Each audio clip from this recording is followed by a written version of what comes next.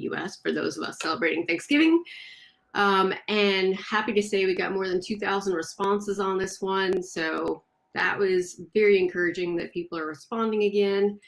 And we asked a boatload of questions about all things related to vaccines and how that's going to impact travel. And we're just going to roll with it. So what we did want to ask again, which we asked on our last round, was how many people have actually traveled since the pandemic started. And as a percentage, that number did not change since September. We're still at 53% that said yes, 47% that said no. So I was surprised to see that number had not increased over time, given the fact that, again, we had just passed Thanksgiving here in the US, and doesn't look like that really impacted the percentage of people that traveled. But we also asked how many trips people have taken if they did travel since the 15th, and that did have quite a substantial change versus September. Most popular answer was still just one trip, but it was only 34% of those people who have traveled, meaning that nearly 70% have traveled at least twice since the pandemic started. So percentage of people traveling, no change. Number of trips per person traveling substantially increased since September. So that was interesting to see. We asked if people traveled over the Thanksgiving holiday, and a whopping nope is what came back to us. 82% said they had not traveled over Thanksgiving. And we also asked if they had planned on traveling over the Christmas holiday, and basically same response, womp, nothing, nope. 84% said they were not planning on traveling over the Christmas holiday. So I was a little, again, surprised to see that. And I sometimes wonder about our survey results versus what you actually see in the wild. I did wonder about that because I heard on the news about how there were so many travelers. The news kept talking about record travelers over the holidays. So I was a little surprised by these numbers, honestly. And maybe more so, I mean, to be honest, our database is skewed towards older people, and that may be obviously a big influence on these numbers, but I was still surprised. So getting past that stuff, getting into all the vaccination things, we asked, plain and simple, do you plan on getting a vaccination once it's available? 64% said yes. I think I would have liked to have seen that number a little higher myself, but 64% said yes. And we did look at this. We broke this down by an age breakdown and income comparison just to see those differences. Not surprisingly, the younger group, so under 40, only 51% said yes versus 65% over 40 saying yes. So a marked difference in that demographic. Looking at income, so we looked at 3 income brackets, those households making under 50,000 a year, 50 to 100,000, and then over 100,000 a year.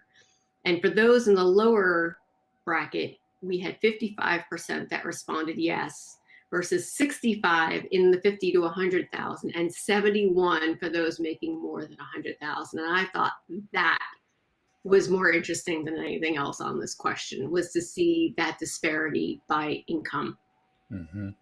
Any thoughts on that? Because I'd love to hear your thoughts. I know that recently I was watching the news, and they were talking about, they were interviewing a hospital administrator, I believe, and said, oh, we've been hearing that not all the medical staff are taking the vaccine. And the first thing she said was, well, not everybody are the doctors and nurses. You know, we have, you know, sanitation people, and, you know, people of lower income, and of, you know, not as, just in communities that don't have the same level of trust. And unfortunately, that's what's represented in the people who are declining. So I think that kind of backs up what you're saying. I was going to chime in on another, but I didn't want to break the roll on what we're talking about. It was interesting that your survey reflected that so many people said they weren't going to travel during the vacation, yet in the news, and I know news hypes and amplifies, obviously, was the conversation about how many have been traveling during our holiday cycles, which leads itself that there's probably two categories of people in my mind. Again, just from generalization of your information, and this is a supposition, is those that felt that they needed to because of their family relationships or just impatience of, and then those who don't give a rat's butt. And we know that the rat's butt people have been around since it all started. So that's kind of like a baseline. There's always going to be these people that just don't really care or feel like that they're not a part of this program. But I think there was also, and when you start looking at the economic divide to this, I can say firsthand that a lot of my friends here in Southwest Florida who are retired, they feel stolen time. They have less time in their lives, and their time is being stolen.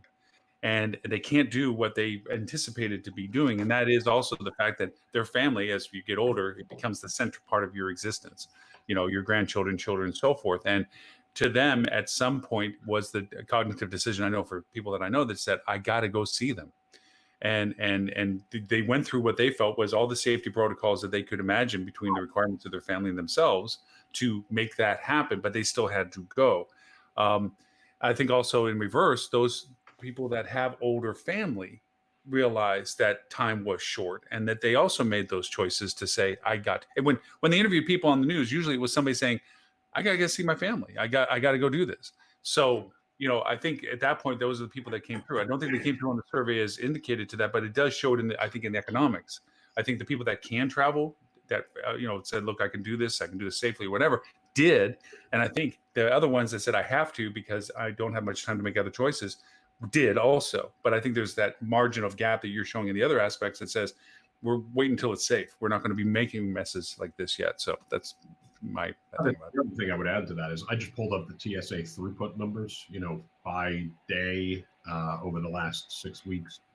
And travel during Christmas week was high relative to what it has been this year, right? It's if you look on average, so this week we're down about 40%, between 35 and 40% on average each day. Excuse me, we are at 35 to 40% of last year's numbers, right, year on year.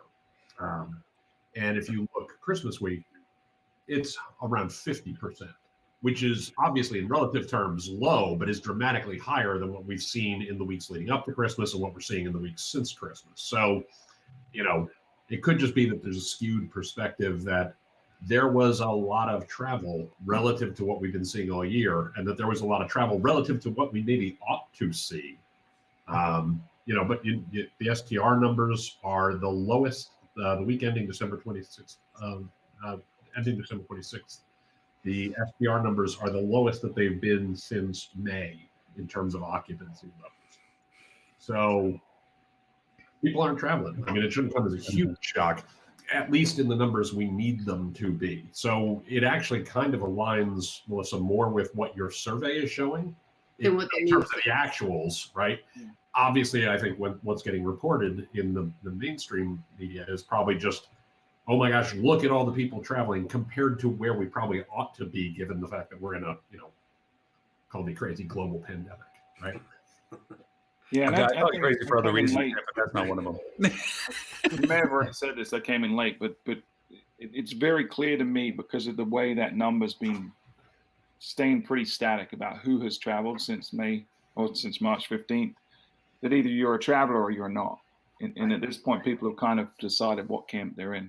And if you are a traveler, you have no problem traveling, because once you've traveled once, over 70% of the people that have traveled once have traveled more than once. So it's right. Well, and I think the you all know I do work with the Conference Board. The Conference Board tracks the Consumer Confidence Index. They track a lot of economic research and the like. And they have been talking all year, as others have, about the so-called K-shaped recovery. I think there is also a financial piece of this. There are people who are doing very well, and there are people who are doing very poorly. In relative terms, right? Unemployment numbers came out today. They're to use a technical term, they're a shit show, right? They're really, really bad. However, there are pockets where the numbers are actually pretty good. So, I mean, if you fall into certain categories of the economy, you can travel. You like to travel, you have the money to travel, you've seen no ill consequence of travel. And if you're the rest of the people, you don't have the money, you're scared of getting sick, right?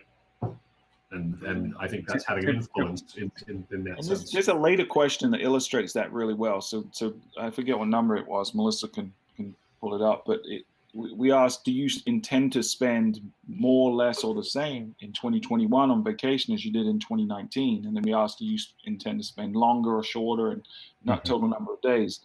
And it looks like that K-shape, because about 50% of people are saying we're going to do what we did in 2019.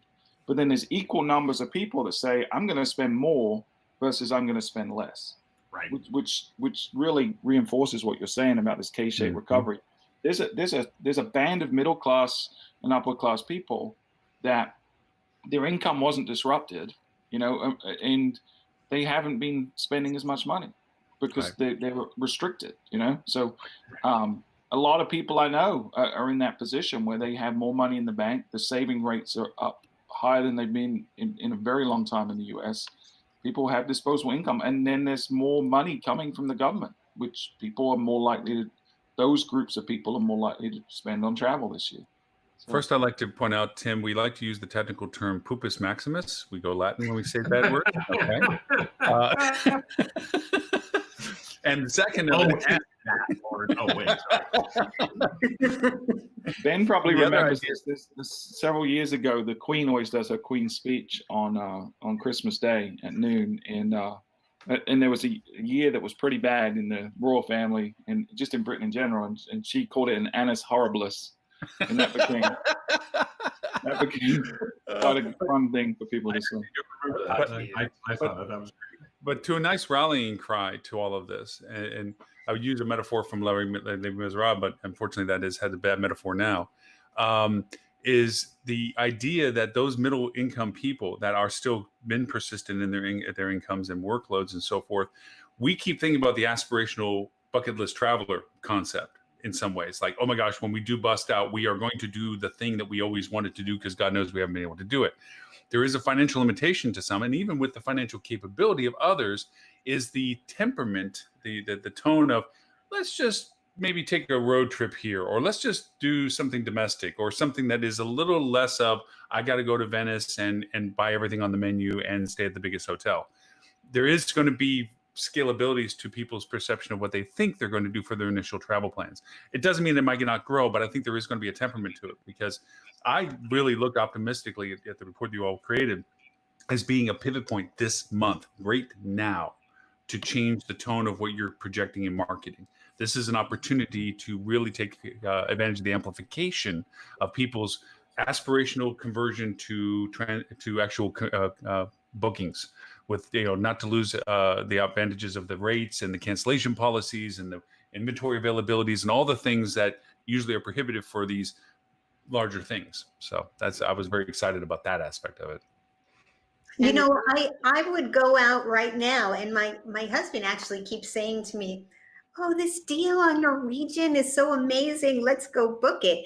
I mean, I say I'm not doing anything until I see how this rollout of the vaccine is, because knowing that just a couple of million shots have been given while we've had well more than 10 million vaccine doses distributed, and they're just sitting there somewhere lost in some level of bureaucracy or disorganization. And so it makes me think, well, I can't count on this summer, or can I? I mean, I hope I can count on this summer. I really want to have a great time this summer. I have tons of pent-up demand right here. And I'm just in wait and see, though. You want to talk about not done the vaccine. Sorry, you want to talk about groups who have really dropped the ball on the vaccine rollout? Stand up and take a bow, Britain. Every day it seems like the PM pops on the TV and he goes, "Oh, I've got 2 million a day. It's going to be amazing. I can't wait." And then the health secretary and his advisors are sort of squirming, going, "Oh, it's not." It's got so bad now. We've brought the army in. We've brought the logistical core of the army in. who basically rocked up onto the TV and went, "Vaccines should be in arms, not on shelves. My team will get it done." And everyone saw, and they're now talking about rolling vaccination centres up and down the country. Like yesterday, we had the second highest number of deaths since the pandemic began. Like it is out of control in Britain. The mayor, Sadiq Khan in London, declared a critical incident, an emergency within the city, and he's talking about having mandated masks outside now. Just walking around the city, you have to wear a mask. The 2 points I wanted to bring up here regarding the vaccine as well. I didn't think we got to it so quickly. In the UK, there's sort of anecdotal evidence of the older generation, so the people who are more at risk, refusing the Pfizer vaccine and waiting for the British one. Now, don't get me wrong, I'm as patriotic as anybody who, hand on heart and God save the Queen and everything. There's a lot of things that are better out than other countries, but just take the damn vaccine. It's like 95% effective compared to the Oxford AstraZeneca one, which I think was 65%. Take the damn vaccine. So that's something we've got to plan for. Is there going to be this sort of vaccine snobbery? Like eventually, data is going to come out where one may pull ahead from the other. And is it going to be that kind of a shortage of vaccines that people are wanting to take? That's the first thing. And the second thing, we've always spoken on this show, and it has been it's been a while since I've sat in this chair and talked to you guys, and I'm glad to be back. We've always talked on this show about revenge travel, and nobody can come up with a better name for it. No, I've brainstormed some puns, but I'm stuck. One client, I'm sort of using this as a segue. One client we have is very heavily into weddings. They have a lot of wedding business. They had their most successful month in their history in December, making over £3 million of future bookings. Jeez. Now, yeah. Oh, he was. And just to qualify, and I apologize for cutting off, but to qualify, future bookings, not consumed bookings. No, so future bookings with deposits paid. Deposits paid. Okay. Yeah. Sorry. Yeah. So cash in the bank, but not all the cash. Yep. It's the most he's ever done ever. So we talk about revenge travel, like wanting to get this done, and I got to do this at a time in my life, etc. So there's either this, it's going to be revenge travel, or people are going to sort of tiptoe back into the waters. Like, I don't want to read too much into this. I don't think you can read too much into it, but the fact that people are just next year, I'm banking on summer. I'm banking on June, July, August, and the smidge of September, and I'm ready to put some money down because it's going to have gone on nearly a year. Soon it'll be a year. It'll be like happy birthday to you. And I think people are just getting frustrated about this. And I think, fingers crossed, everything crossed, we're going to see the revenge travel we wanted. Once the vaccinations to the most vulnerable in society are there, and the deaths and the cases come down, and we start to mitigate that, the risk becomes lower, and everyone has this sort of the emergence from hibernation. It's sort of safe to go out now. The vaccines work, the deaths are going down. Really, really hoping we do see the revenge. I really believe we're going to see a tidal wave of demand, like we're unprecedented. And we saw a microcosm of that back in certain destinations like Panama City and Myrtle Beach back in May of last year, right after there was the initial really strict restrictions, and then they kind of loosened them. The areas that did open up saw stuff I've never seen in 20 years. We literally had hotels that were sitting at 20% occupancy coming on a Thursday, coming into the weekend. Through the weekend, it was 20%. And within 24 hours, they were booked solid. And this wasn't just single properties. This was your entire destinations where there was just this tidal wave of demand, like beyond any kind of thing we've seen from the major sales we've done on Black Fridays and Cyber Mondays, peak days in the summer. We've never seen. I'd also like to raise a hand to some segments that we haven't really talked about, but are potentially there. And I don't know whether the survey would reflect this per se, except for age segmentation and income, perhaps. But you have a lot of young single people that have been taken out of their social norms. Sure. And because of that, they're having harder times to engage. Now you've taken them out of the social context of their work environment, which was also a way of gathering and communicating and so forth. And that's going to be a more permanent aspect to their life cycle than other things. Yes, we have social media for interactions and swipe left and all this other stuff, but there's going to be this interesting surge of, I want to go meet people. I want to go meet other people. I want to go and see what other people in the world. And now more than ever, with this residual feeling of having gone through all this, the interest and desire of being with people. You know, and that's going to require a whole nother level of travel for people to do this. If you're in destinations that promote that, resorts that are, you know, Jamaica and all this other stuff, you're going to have this whole interesting, boy, we're going to have lots of people show up kind of thing, because it's like the chance to go out and be with other people. And I'm being very polite about all this. so I'm going to be the guy who dumps cold water on this, and I want to be really fair. I want to be really fair. First of all, I agree with everything everyone said. I completely and utterly agree, and I am cautiously optimistic about the summer. Cautiously, I think we also have to recognize that we are doing a disservice to our audience, to hotels and the like, if we're not saying you also have to be prepared for this to drag on longer than we would like. Yes. Right? At the current rate, we are currently vaccinated about 1.4 million people. And I apologize, Ben, specifically, and anyone who's watching the show who's outside the US. I was just working on a project for a client, so I was just running these numbers for North America. We're currently running at about 1.4 million vaccinations per week. Now, Dr. Fauci has said there is no reason we cannot vaccinate 1 million people per day. So if we start vaccinating 1 million people per day today, we get to 50% vaccination rate at the end of June. Mm-hmm. And so summer may be July, August. I'm not just we should be hopeful. We should have to, we want to make sure we're doing all the right things. We should hope for the best. We should plan for the best. We should also plan for the worst, so that we're not setting ourselves up for, boy, we're going to crush it come Memorial Day. We're going to crush it come June and all these things. So that's the only reason I want to be cautiously optimistic. I don't want to be the bad guy. I want to say we have to plan for both eventualities. So we're. But I also think we need to be realistic in that people are talking about 70%, 80%. I said 50, right? I said 50 is. I understand, but people are saying we need to get to 70 to 80% to have herd immunity. And that's not really the number we need to worry about. What the number we need to worry about is the death rate and the hospitalization. Correct. That is correct. Because that's the thing right now that's crippling us in certain areas, especially if you look in California right now, where they're literally having to decide whether or not to bring someone in or to resuscitate them on problem. Or to take them off of equipment if there's the probability is lesser than the person who's the one. So once we vaccinated the at-risk population, right, that number is going to decrease tremendously, because it's the at-risk population that are filling up those hospital beds. So once we can get the hospitals under control, it's going to change the restrictions, and it's going to change the mentality. I think I hope you're right. Aren't too worried about what this is going to do to them personally. I hear what you're saying. I think we should be hopeful about this. I think you're exactly right. I think we should be also, if we are not setting ourselves up to be agile and be nimble as the circumstances change, of course.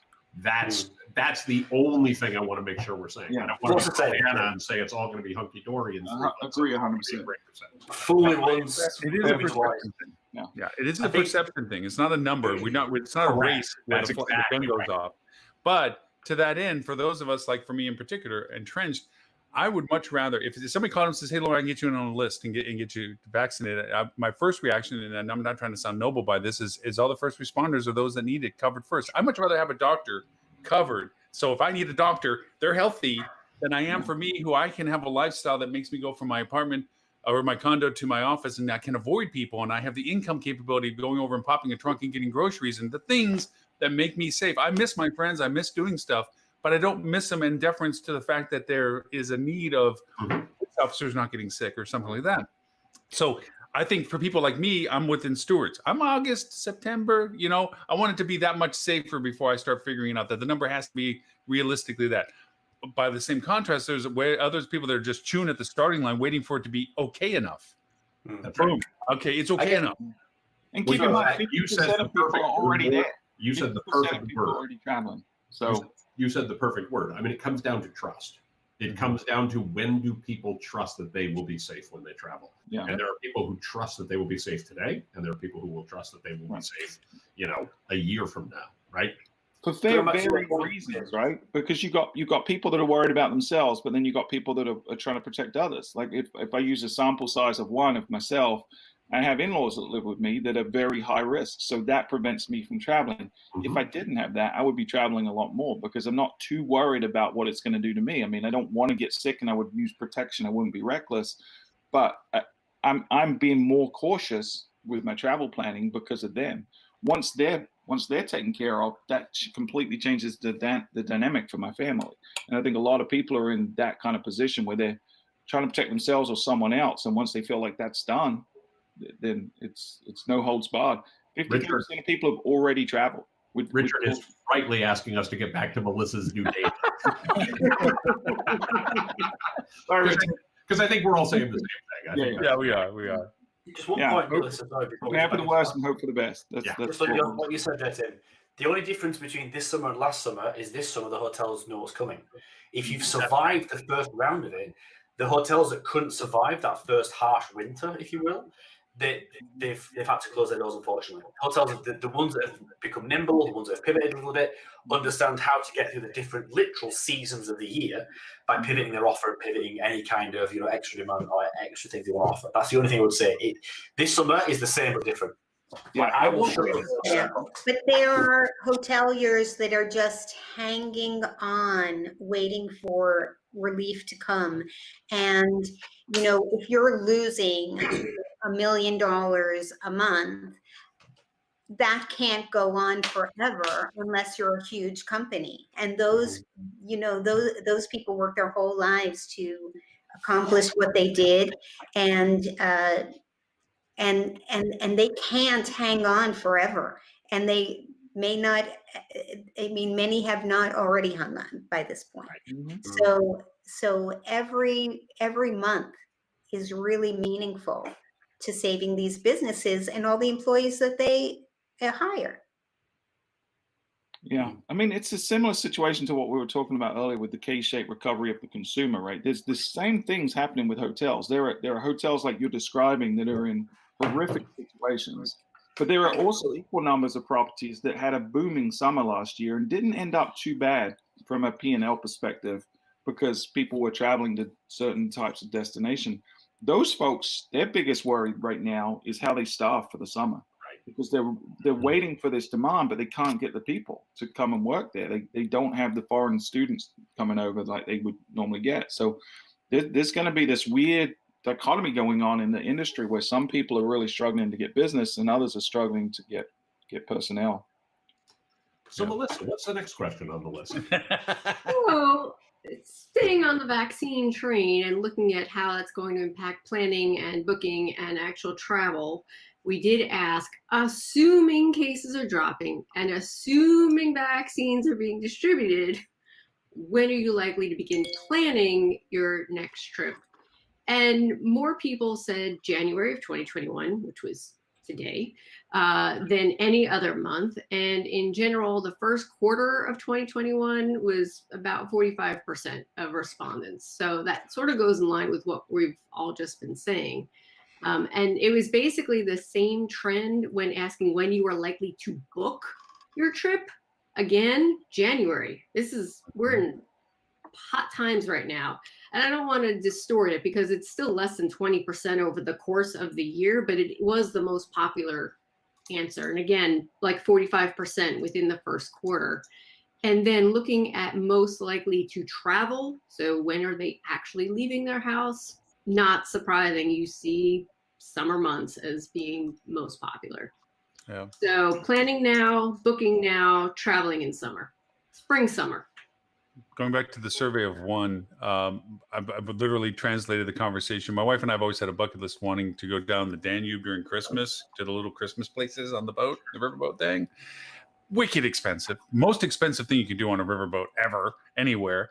God forbid, even if you try to get a suite rather than a little cubie in the middle of the boat. And it's like the prices and the deals have always been, we keep an eye on them, because it's something always we're interested in doing. And we have missing our family in Holland we want to see. We're actually looking to translate that into, let's go book it. I mean, the rates are absolutely freaking amazing right now. The opportunity to upgrade to a suite, blah, blah, blah, blah, blah. Let's pick the first 2 weeks in Christmas while we still have the chance to take advantage of what everybody's offering to generate business. Worst is we have to cancel if we're not feeling safe by that point. Got it. But at least let's put it from aspirational to conversion. Let's book it. Let's put the money down and worry about it later if we still get to go. So I'm a fanboy of the January thing. I'm like, yeah.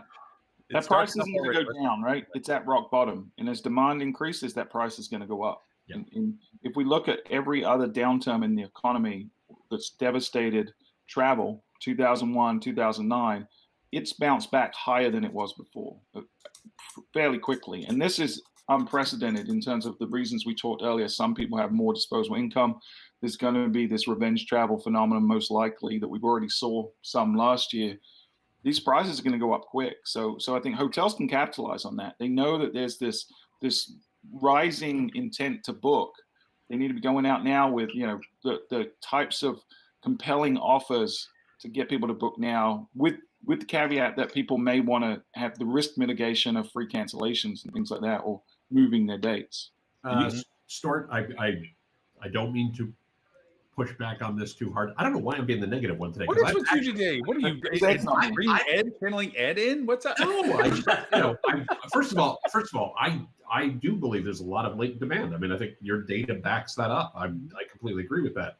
I also want people to be prepared. To Adele's point, there's folks hanging on by a thread. You need to prepare for both eventualities, right? Yes.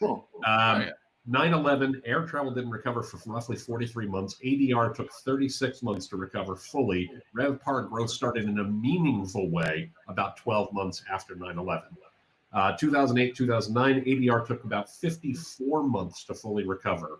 RevPAR growth started in a meaningful way around 18 months later. SARS was relatively quick. It was months, not years, due to fast containment of the illness and largely geographically isolated. So you know, we need to be prepared. I think there's a lot of latent demand. I think people will travel when they trust to travel. I think we also need to say, let's hope for a really great summer. Let's be prepared for a really great summer. And also let's make sure we're making plans so that if it isn't a great summer for whatever reason, you know, the economy's crap, deaths are still high, caseloads are still high, et cetera. People aren't extending themselves excessively. And Stuart, I think what you said is 100% correct, that you know, the hospitality economy is very much a regional thing. It is very much a market by market thing. There are going to be markets who are going to have the best year they ever had this summer. There are going to be markets who are going to be crushed this summer, right? Yeah. Because this is going to be a normal recession recovery in all likelihood compared to 2008, 2009. 2008, 2009 was a very weird recession, because normally, we've all been in the industry a long time. You have markets that are booming and you have markets that are bust all at the same time. In 2008, 2009, because of what happened to the economy overall, every place was depressed, which is not normal at all. That's why I'm going to push back when you're pushing back. I'm going to push back on your pushback. Okay. So there. I'm going to also, Tim, I agree with some of your stuff, but I'm going to disagree with the other stuff. Okay, so here's the thing. Every quote that you just made about that is because of confidence issue with the consumer. It wasn't because they were told I can't travel. Ben can't get out of his house, not because his wife has locked the door like she usually does. It's because he can't get out of his house. Okay, we are being told there is a switch flip that will be going on. That is the government saying it's okay. Now, of course, you're in Florida, it's okay all the time because we have that kind of governor. But for the most part, it is a flip switch for some people. Like, it will be lights on. So to your point of regionality, absolutely true. To your point of some people boom or bust because of seasonality, I don't want to sweat my butt the hookies off in the middle of summer in a hot place. I want to go somewhere. Sweat your what off? It's a Latin term, hookus mucus. You don't need to push back on that.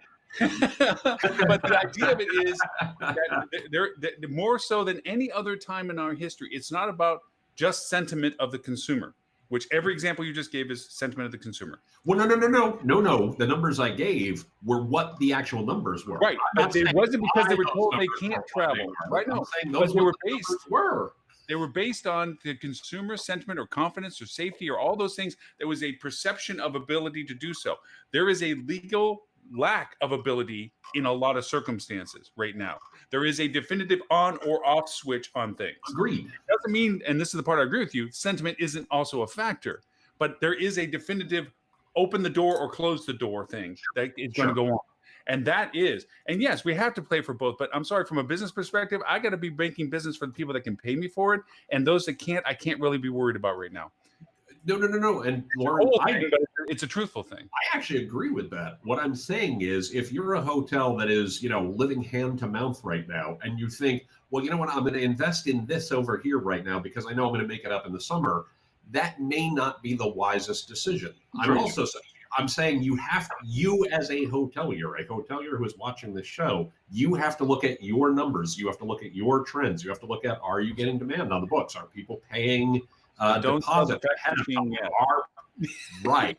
Yeah. Right. It's one of those things of we are doing a disservice to people if we say, boy, there's all this latent demand out there. You know, March 1st, everything's going to be spectacular. April 1st, everything's going to be spectacular. I actually agree with Tim 100% on this, and he's right to push back on me because our perspective is very one-dimensional in that the vast majority of our clients, the vast majority of the data we're collecting is looking at a certain type of travel. It's looking at leisure travel, primarily to resort destinations, primarily drive destinations.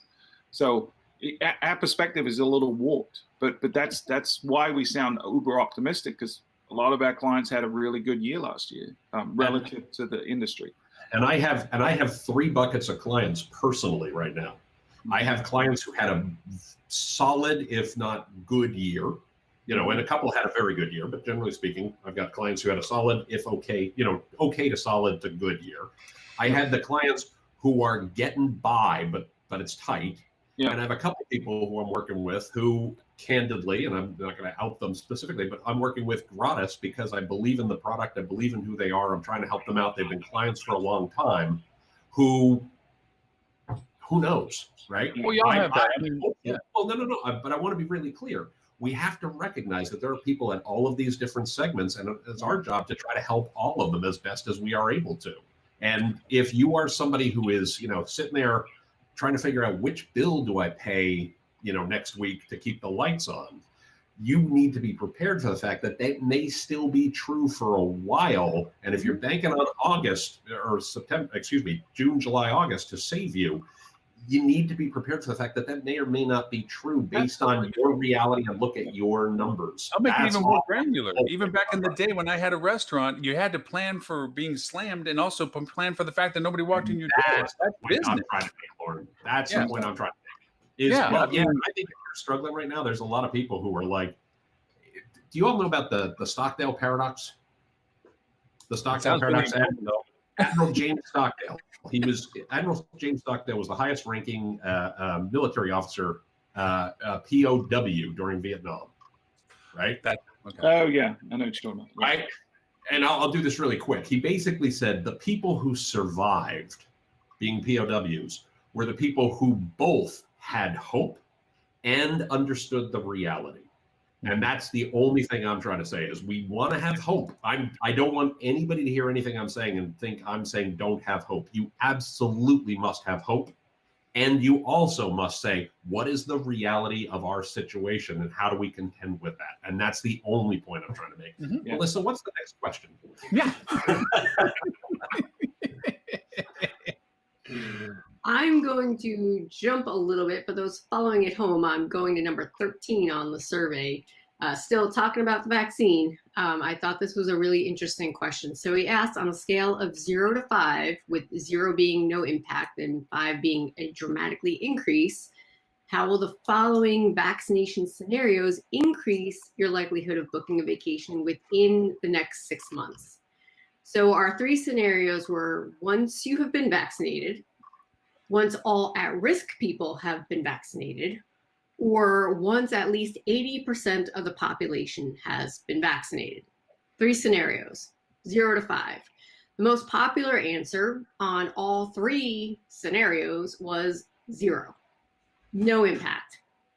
But we're talking about 30 to 40% of people that said it would have no impact, which means that about 60% at least would say it's going to have some impact.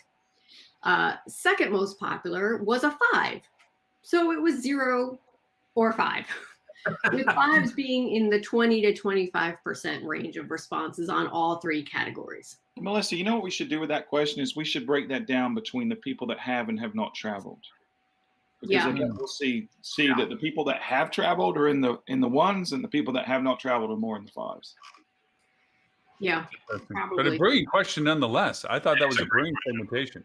I thought it was really excellent questions. Obviously, it was a Melissa question that came up, not a Stuart. Just saying. They're all Melissa. I thought it was interesting to look at these 3 categories, and between the 3, the breakout of the responses is very similar. Like, it doesn't matter whether it's you that's being vaccinated, if it's at-risk people, or if it's 80%. It's basically the same distribution of responses. Yeah. I think we could slice and dice that a little more and see where the overlaps are between those three, and look at it age-wise, income-wise, and whether or not you've traveled. So maybe we'll report on that in the next week or two. Quick question for Ben. Does this seem reflective of what you're feeling from a country perspective from your side? I mean, this is all domestic U.S. we're dealing with. Is that feeling like kind of what you think everybody's doing over there too, or no? So largely, no. I'm not trying to be, I'm not trying to push back or push against other people. The situation here is getting a little bit 1984. So I don't think people are thinking about this yet. For example, this morning, one of the police forces tweeted that reports of a snowball fight at 11 o'clock. If you do this, you'll basically get a fine. Snowball fights are not a reason to leave your house. The police now have powers to physically force people back into homes. The police are applying, or the police are looking to get powers to enter people's homes to check if there's a party going on, if they're breaching these kind of things. The country is not really in a state at the minute, because we're still reeling from this national lockdown a few days ago. The country is not in a state for planning for holidays and vacations yet. Obviously, everything's shut. Hotels are shut. Everything's shut. It's just not on the agenda and on people's mind at the minute. I think in December, like November, December, before we started to skyrocket, I think you're probably going to be in a sort of similar position, but it's changed so rapidly in the last week. It really has. All the country's thinking now is, how can I homeschool my children and still do my job at the same time? And spoiler, it's pretty hard. Yeah. And I mean, that's a good point, because there's a chance that happens in the US again, with a new administration that's already indicating they're going to have some form of lockdown for a 3-week period once they get inaugurated. I mean, we could see a massive shift in the psychology of the country. Yeah. Well, again, goes back to one of our earlier points of conversation, the acceleration of vaccinations as well, too. How much will our now centralized federal government influence the state governments and help organize or facilitate or intervene in the, distribution of vaccinations in a way that would be productive? It's all fuzzy. I heard that one of the things that really slows down the process is that the vaccines are put in so many doses in each container that, giving a container to a clinic, some clinics is like, I have no way of distributing all of these before they spoil. And in Israel, where they are doing a reasonably quick job and are committed to doing a very quick job in getting it, they broke all the containers, down into smaller parts so that, reasonable portions can go to each place that they have the capacity to actually distribute. And also, everybody's been in the army, so it's an undisciplined country, but they know how to get to discipline when they need to. At what point, once you've had that vaccine, are you considered safe? And what I mean by that, really good example, there's a nursing home in Stanton, Nebraska, a little town in the middle of nowhere. Everybody was vaccinated. And then they announced to everybody saying, okay, we've had vaccinations. We're now in condition green, meaning everybody can come visit us. I just thought, oh, wait a minute. Shouldn't we just wait and see how this works out for a few weeks? They've had their second dose? They have not, no. Yeah, so you're not fully immune. Not fully immune until it's some days after the second shot. It's true. You do not live in Florida. Our governor said 1 dose is enough, and just come on down to Fort Myers, and if you're 80 years old, just sit in your lawn chair and wait in the line list to see whether you're going to get your shot that day. If not, come back. What the heck? I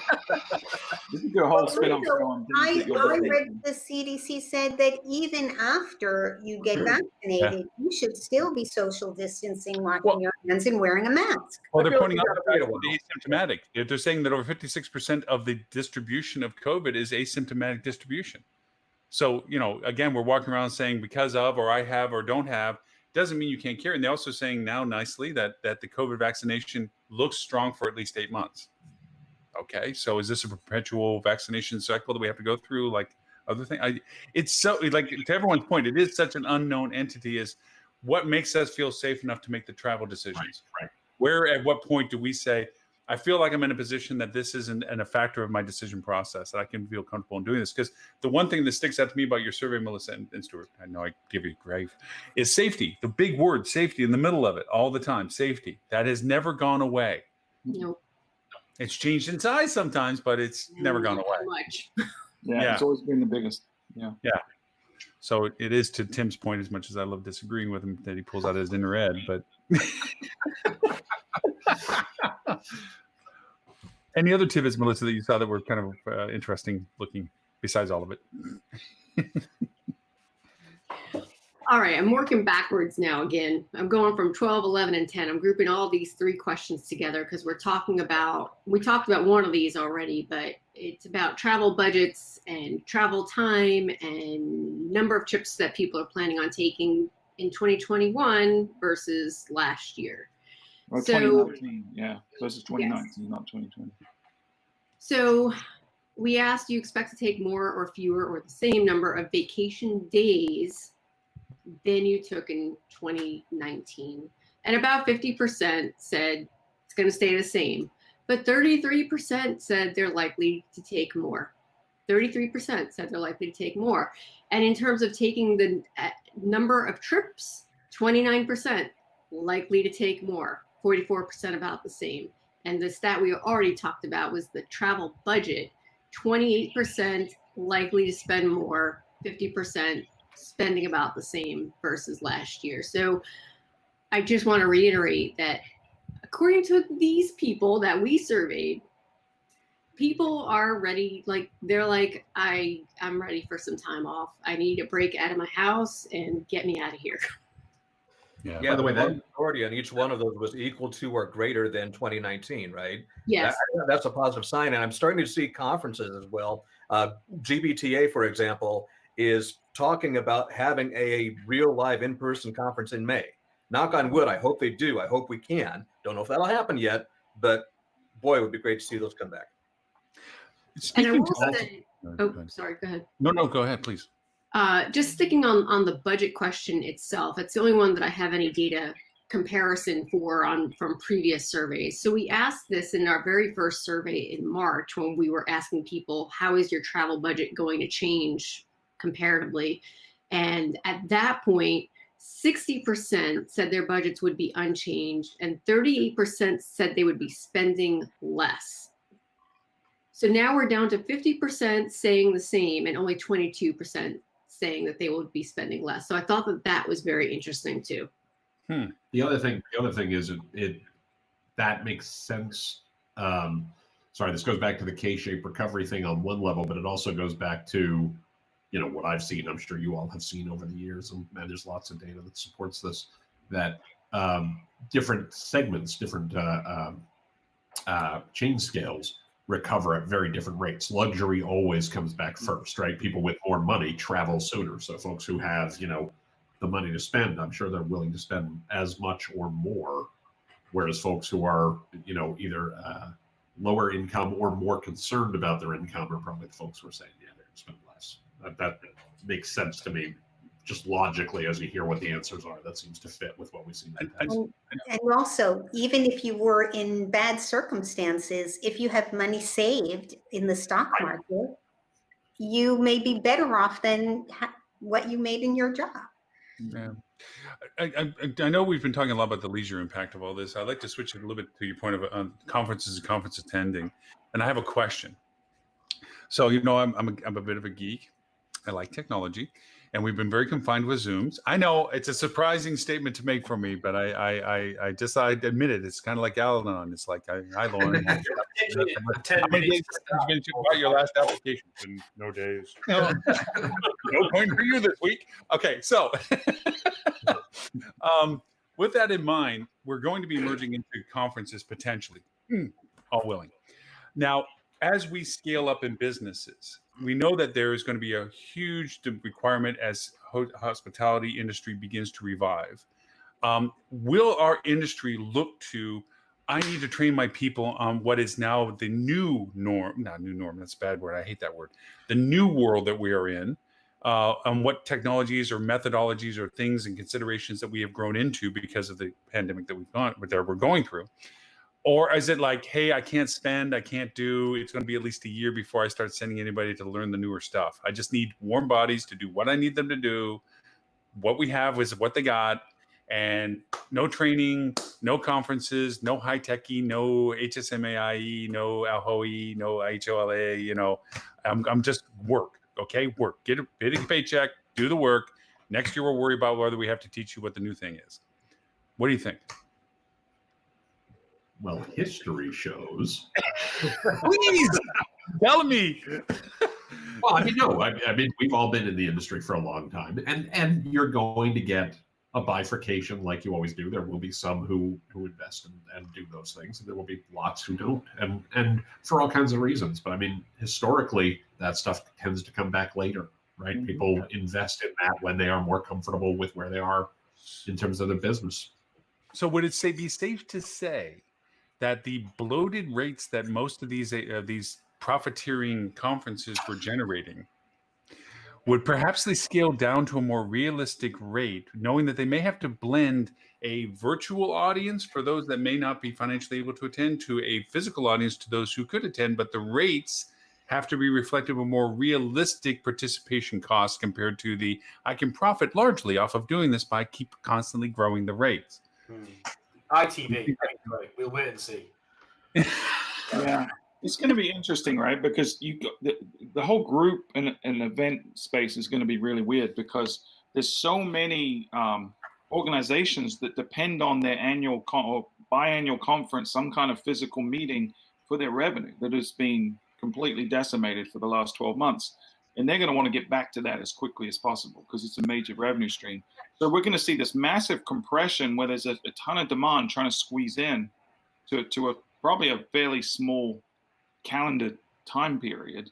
Right. But at the same time, I feel like there's going to be so much competition in a limited amount of demand for traveling to these conferences that a lot of them may not make it, So it could be that the hard days are ahead for some of these people that rely heavily on conferences. Well, and I want to take that a step further. First of all, Stuart, I completely agree. I just want to build on that. You said something really important a moment ago of the conferences that depend on this for their annual revenue.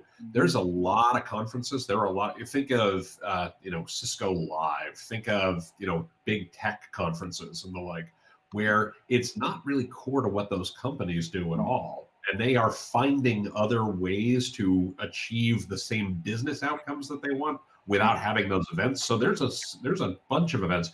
I'm not making any predictions about Cisco Live specifically, but things like that just may not come back in the way that they used to exist for the near term. So some of the conference and events space is going to look very different for some period of time, yet to come.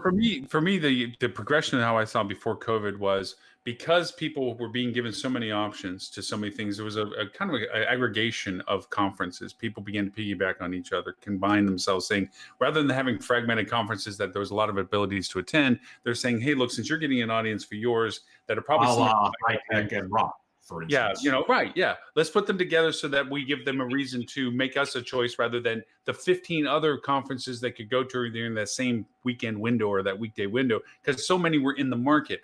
Now, as you pointed out, as we're emerging from this, maybe there's an affordability of saying, hey, look, I don't have to drag everybody to Peoria here. I can bring people online, which means I have to charge them a certain price because obviously there's less of a cost to this. But then again, I also have to make it competitive for the people that actually physically are showing up to the conference, that it's a worthwhile networking value for them to be there. Now there's a new hybrid to this model as to combining the reason to go versus the reason to just simply virtually attend. Is it the content or is it the networking? And that's going to create, I think, a divergence of how these conferences are presented into what you say is a short window of opportunity. But think about your other revenue stream of those conferences, and that is the vendors, right? The vendors are paying a lot of money to get there in front of people. If I'm a vendor and there's no people at the conference, then what is my return on that? How do I justify spending the money on that? Well, and speaking as a vendor, advertising budgets are cut significantly for the next 12 months for a lot of vendors. And so we're not going to be doing very many sponsorships at any events. It's hard. I do work with a couple of software companies outside the hospitality industry, and I can speak in the large about that. And A, that's true. B, they're finding that there are things that they used to get out of the conferences that they're getting through alternative means that they can continue to pay for. As a for instance, and this is less relevant to a hospitality audience, but just as a way of how some people are thinking about this. Content distribution that you get around the conference is actually super valuable. Folks are finding where they're starting to say maybe the benefit wasn't the conference in the first place, but the benefit was the content distribution that the conference had because they had a list. So it's changing some mindsets in some boardrooms of a number of companies that at least that I'm aware of. And I say this from a hotelier's point of view of conference attendance and the segmentation it provides and the way of scaling your forecasting associated with who should we expect when somebody announces they're going to use our conference facility and or in our market for citywides and everything else. How much should we think is physically going to be there? I mean, because every conference person will tell you they're bringing the whole world. In reality, they bring a few hundred, So it's how do they balance that expectation booking and what the relationship value is for those when they give them the rates and the packages and what have you. So that's why I was bringing it up, is that it really impacts those things to us. Well, and again, in terms of plan for the worst and hope for the best, if you're a business hotel, if you're a conference hotel, you need to be thinking about what is the right way for you to address probably reduced demand for some time.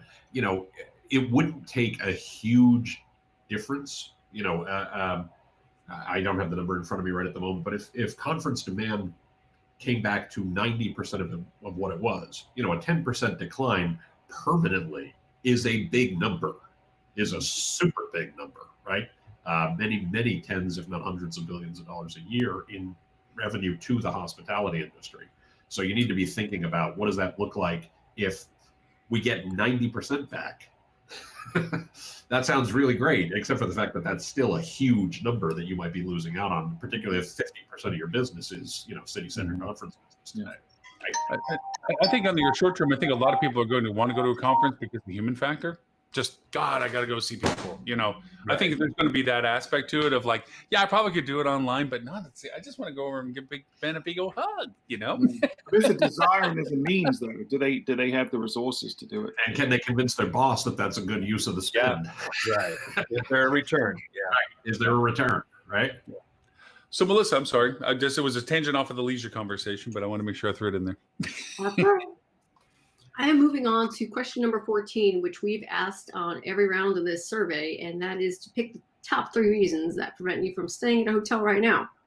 The reason I'm bringing this up again on this conversation is to show what has changed and surprisingly what hasn't changed since our last survey. So at the top, as it has been since the beginning, is fear of interactions with other guests. It's been the number 1 spot forever, hasn't changed. What's in the number 2 spot is nothing. Nothing's preventing me. Now that was in the number 2 spot on our last survey as well. So in September and now that is unchanged. What's also interesting though is fear of fear of the common areas is down at number 5, where those 2 used to be fear of common area and fear of interaction with other guests used to be neck and neck. And now common areas have dropped pretty substantially. So I thought that was an interesting shift. Maybe not surprising, but still want to point out, looking at the income comparison on this one, clearly those people making less money had more budget concerns. So those under the $50,000 mark, budget concerns was the number 1 reason, and that was at 40%. So pretty substantial difference there versus 24% in the 50 to 100,000 group, and then 12% for the greater than 100,000 group. So that one was. Do you think the common area thing? I was trying to kind of noodle this and try to figure out, just come up with a hypothesis. like my personal opinion has shifted in terms of how this disease is contracted as I've read more about it, right? It seems to me that the conventional wisdom is that it's less likely you're going to contract it from hard surfaces through indirect contact than we thought several months ago. At one point, we thought we could contract it from touching something that someone else had touched recently, like a doorknob. It doesn't seem like that's the main cause of transmission. It seems like it's more, through airdrop, water vapor, water droplets in the air. So my fear, personally, of common areas has decreased considerably compared to where it was, say, 6 months ago. I don't know if everyone else feels like that, but that could be a potential explanation. Yeah, I think that's right. It is. Well, what about the new version of the virus, that is so much more contagious? I wonder if those rules still apply. I too must say that unlike the beginning, unlike March and April, where I was Lysoling everything, multiple times a day, and I never scrubbed my hands so much and everything. But now truly, I can say that the masking and the social distancing and just not getting myself into a group of people is really where I think it's all about. But Yeah, me too. I wonder about that, the new variant. Yeah. I will say one thing that I had hoped would have had a more profound impact, and it hasn't, is as we were so polarized into those that didn't mask and those who did. And I have seen that more people have out of resignation decided to start masking, realizing it does have a positive impact. Just thankfully it dulled that down to not being such a political thing for some. The impact of getting to know where people are like, well, do you know anybody that has COVID? Everybody pretty much I know can say, yeah, I do. And unfortunately, some of us, can say we know somebody we lost from COVID. Mm-hmm. And I would have hoped that would have been a bigger impact. I do, because it's sad that it didn't hit home for some people. That this is killing people. A lot until it happens to them. Yeah. There's a Facebook community for the county that I now live in South Carolina. And I can tell you, I am slackjaw when I read the comments of people who are still kind of deniers. Welcome to South Carolina. Yeah, they'll stay a denier until it personally affects them or someone they love. And I've seen so many people, because I'm in South Carolina too, and there's a lot of people. I had one person telling me, I don't know if you've seen this theory, because at the quantum level, everything vibrates. The whole universe, everything's made up of vibrating particles. If you have a different vibration frequency than the coronavirus, then you can't catch it. That was one theory. Excuse me for 1 second. I have to go slam my head into the wall for a couple minutes. I'll be right back. Yeah. But then that person had a family member that contracted it and was very sick and almost died in the hospital, and they completely changed their tune and realized that they were an idiot. So I'm curious how they would know if their frequency was different. I don't know. Well, that's when that's the voice in their head that tells them that. Yeah, you put the little foily hat thing on, okay?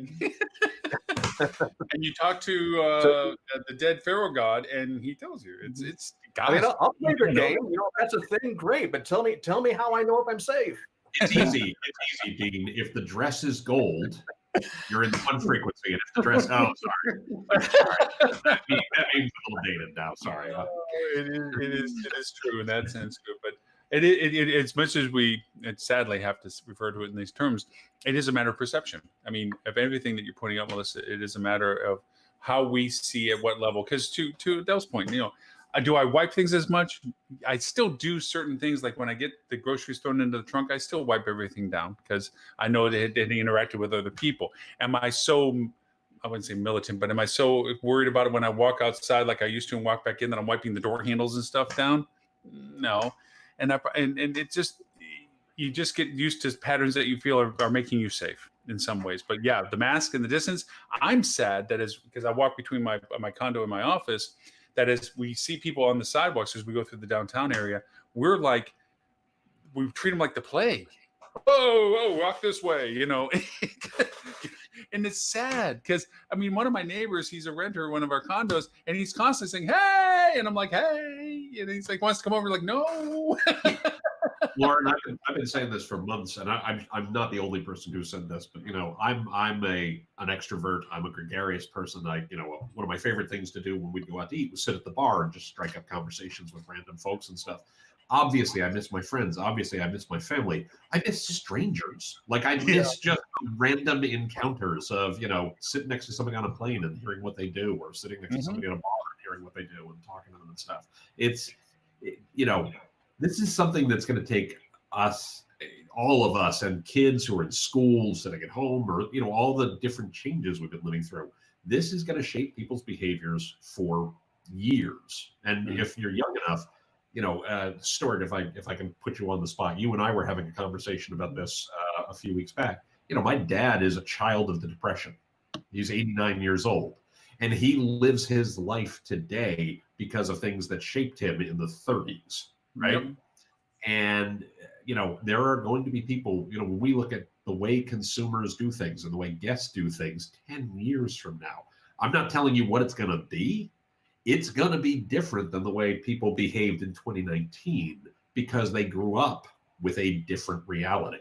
And that's something that's going to be fascinating to watch and try to project as we get this behind us. But yeah, it's going to be a different world because it's going to be a different world. Yeah, this is a generational defining event for sure. Yeah. Like other things have been, like 9/11, for example, like the Great Depression, for example. This is going to be a defining event that those kids that are at a certain age where this is really solidifying where their brain ends up, right? As their brains are developing, it gets to a point where it's not as elastic as it was. If you're in that age range right now, this will have a lifelong impact on how you behave, how you interact, how you see the world, how you view threats, everything. And to be a little personal for a second, my mother had OCD before it was even called OCD. And I learned as a child, unfortunately, what it meant to what was touch versus what was touch, which I have to give her credit. It helped me through this process of keeping track of what did I touch, knowing what I was supposed to wipe and stuff. Unfortunately, killed her. And because of that, I know that made a definition in my life as to what people will do. And I know that now people living through this, and I'm not just talking about kids, but people living through this, when you go into an airplane now, you'll see what people touch. You'll see what you touch. You see what is being done, because we have been put through that process now. It will take time for some of us who were not normal with this to live through this and go back to where we're not so concerned about it. But for those, as you pointed out, that made it find different. Picture people that already had issues with this. And that's why I brought up the OCD. This is hell. This is absolute hell. This is going to change whether they even travel, because this validates everything that causes their paranoias. Everything that causes their worries has been proven true. I can't go out because if I do, this can happen. Nobody could plan this, and this happened, kind of.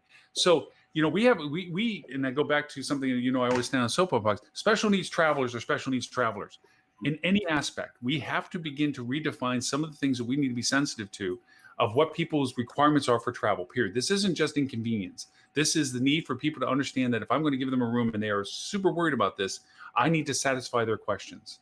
I need to give them content that makes them help make the decision, no matter what the level is, politics aside. And that goes for everything, medical and also mental. Mental is as medical as anything else. And these things people are worried about. Depression is real. These things are real. These things are people's decision processes, and we have to be sensitive to those. And not just, well, that's what we do or that's policy. I know I went to, I've been going to doctors a little bit, and I went to the ENT, and I told the doctor at the end, I said, look, I mean, you have a big sign that says no sign, mask mandated. Well, I'm sitting in your lobby, and one of your patients walk in, no mask. Staff didn't challenge. That's the same staff that had the mask below their nose. Goes into the room I was just in, comes back out, goes back outside, comes back in after smoking a cigarette, still no mask, still no challenge. It's like, dude, you're a sinus doctor. If anybody knows how this stuff works, you do, okay? Maybe if you put the sign up, you mean it. If not, I mean, I'll make the choice. If you don't want to enforce it, I just don't have to have you as my doctor. I'm cool. I'll find a doctor that does. But do what you say you're going to do. Just don't put it up because it's supposed to be something you do. These are impacts that are going to last for us in hotels as well. If we put a sign up that says masks are mandated, we have to enforce it, because it would be people like me that walk in going, am I the only one wearing a mask? Because if nobody's wearing a mask, it's no good for me to wear a mask. So, anyway. Have any of you I don't- guys talked to Ed this week about his experience at Universal? Yeah. So I wish he was on the show to talk about this, but I'll do my best to kind of summarize it. But it's really interesting because if you've been to one of the parks, right, Disney or Universal, they're approaching this very differently. Like Disney's approach to masks has been, there's a couple of signs up. They're not really enforcing it that much. In fact, if you're on a ride where you're not wearing a mask, what they do is they use an automated algorithm to show the photo that it takes of you wearing a mask, because they don't want to sell photos, the souvenir photos, to people if they're not wearing a mask, right? So they're digitally adding masks on people, right? So that's the Disney approach. And folks of varying degrees have said, it's working, it's not working. Universal's taken the complete opposite approach. And Ed just went last week and he said there was zero non-compliance, because there were signs up. You were getting checked on as you were lining up on every ride. There's signs that literally say, if you aren't wearing it appropriately, you will be ejected. Not that we'll warn you, not that we'll ask you to pull it up. You will be ejected. On every ride, there's clear signage in every seat that says you are under constant surveillance and you must wear your mask. Like they're going hardcore. And he said everyone. He didn't see one person in the whole day not wearing their mask properly. So, yeah, enforcement is critical. Really is. I want to hear Melissa's next question. I do want to say one thing, Lauren, to something you said a moment ago, and I want to 180 from being like the Cassandra at the beginning of the show for a second. Is I am cautiously optimistic about where we will end up post-pandemic, just because you look at the 1918, 1919 flu, and all that, we followed it with the Roaring 20s. So it's entirely possible we have another Roaring 20s in our future. Hopefully, we just need to get there first. Yeah. But but if we can get there, maybe we're in for some really good times in the long term. Yep. Yeah. I agree. Yep. Well, Melissa, you had another. We'll move on to question number 15 and 16. With some big caveats on these answers, or in my mind, they're caveats. Stuart can. Which, by the way, Melissa's last name is Kavanagh. Sorry. Kavanagh. And we always tease her in the office and call her Caveat. We should make a new podcast, another award-winning podcast. Kavanagh's Caveats. Yeah. Sorry, Melissa. Kavanagh to Caveat. So one of these questions again that we've asked on every survey since the beginning, and how likely are you to book a trip in the next 30, 60, 90 days, 6 months, or a year? And on this round, we had 31% of respondents that answered at least maybe or higher in the next 30 days. Now, compared to our last survey, we are way down. We are at 55% that said maybe or higher in September. But here's my caveat. I wonder, again, so this was asked in mid-December, and I just wonder if this is just correlation of seasonality. I wondered that. We're coming into winter. This database of people we already established are not skiers. So I have a strong feeling that this is more seasonality versus 100%. I agree with that. anything. So I put the data out there, but just saying that's my feeling. It's one of those ones to watch as we get closer to the summer, right? I think that'll be interesting data point. I thought the same thing when the unemployment numbers came out this morning, and the hospitality industry unemployment numbers were terrible, but not bad compared to, say, restaurants, right? Restaurants just absolutely got massacred in the most recent numbers. And I think some of that is just seasonality, and some of that is we're off such a low base already. Yeah. Like there's only so much you can cut. I think it was like 90,000. I don't want to make that out to be a small number, but when you had 375,000 restaurant employees, out of work, that's much in the month. That's obviously a much bigger number. So moving on to the next question was asking how soon will you be willing to make the following trips? And this is, time away from your house, 1 hour, 2 hours, 3 hours, etc. We're continuing to see that 1 to 3 hour market is by far the most popular. But again, within the 1 month range, all these numbers have dropped substantially since the last survey. But again, still chalking that up to seasonality. But relatively, they haven't really shifted that much. correct. Right? So you're still seeing people are very cautious about going too far afield, and certainly not traveling by planes or internationally too much. Yeah. All right, which of the following would most likely persuade you to book a future vacation during the coronavirus outbreak? Check all that apply. And this really hasn't changed a whole lot at all. Flexibility to change my dates without penalty, still at the top of the list. I could not be persuaded to travel now is at about 25%. Again, that is a bit up from our last survey. But again, I got to put some seasonality into that. So we're just going to keep on moving. Confidence in terms of cleaning protocols and staying in a property, leaving the room vacant for 24 hours. Nothing has changed. All the things are the same here. Same. Yeah, but I mean, it's probably worth going over that one because it's been a while and not everyone in the audience has probably seen that data the first time around. So the big win is something called a deep cleaning between guests. You get to decide what that means, but 65% said that that would greatly increase their confidence in staying at a property, which was the big winner over all the other things, most closely followed by placing the remote in a sanitized sealed bag, which was at 50%. Which just goes to show the psychology of this, right? Because we are really fighting the physical disease that's caused by the coronavirus and the horrific impact it has. But we're also creating this psychological warfare narrative about like what people perceive and what their fears are. And so when you say to someone, okay, we can do something tangible that you can actually understand, like keeping a room open for 24 or 48 hours between guests, or we can quote unquote deep clean. For whatever reason, psychologically, deep clean has a massive impact, even though it means to me, what it means to you is completely different. Leaving the room vacant for 24 hours versus 48 hours, almost no difference. Yeah. Between the two. But this is, where marketing comes in, right? It's you've got to do a job as a hotel first and foremost to keep your staff and your guests safe. Like that's a given. So I'm not saying anything other than keep people physically safe. But beyond that, there's this persuasion that you can do through psychology. We see there's certain hacks in any kind of conversion funnel that work. Things like social proof. When you show that other people have done something before you, people are more likely to do it, right? When you anchor a rate, like psychologically, it has an impact.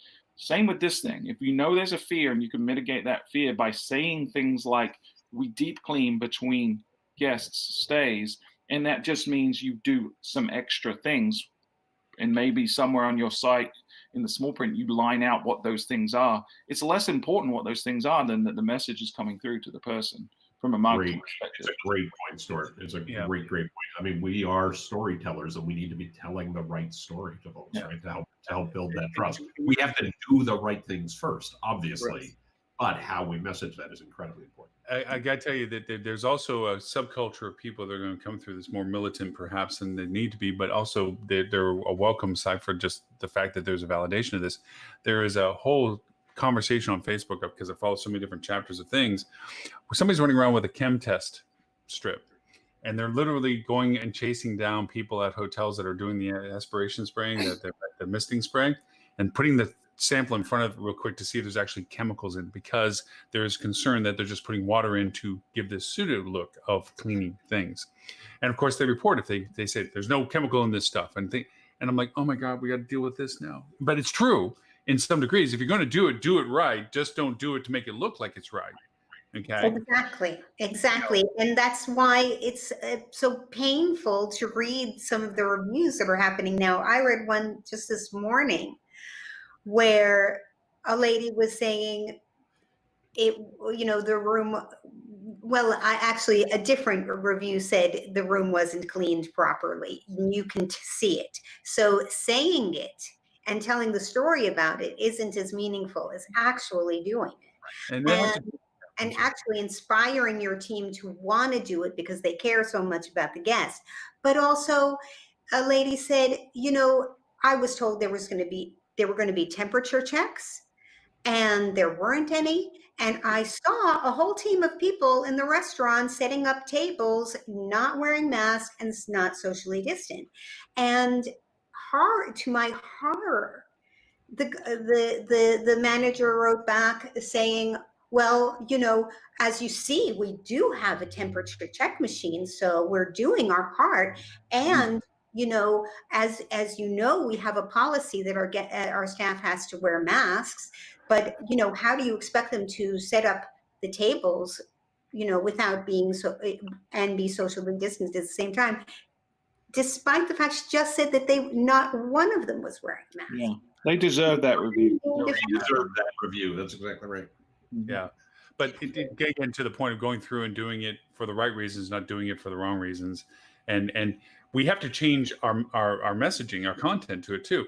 Maybe we are the ones that put a chem strip in front. I mean, I'm being metaphorical, but maybe realistic. I don't know. Putting the chem strip and say, look, see, we really do use spray. Yes, I know you did it for the video. Whatever. There's always going to be the conspiracy theory that you're always doing it, but for a different reason. But the idea of it is that if you, to your point, Adele, if the team buys into that, it's the reason why you do it, not the excuse of why it's done. Then you're going to get the quality of it that they're going to make sure, because these machines, little be nuts did I know until I had to start pulling the videos down for a client. There's a lot of maintenance with these damn things.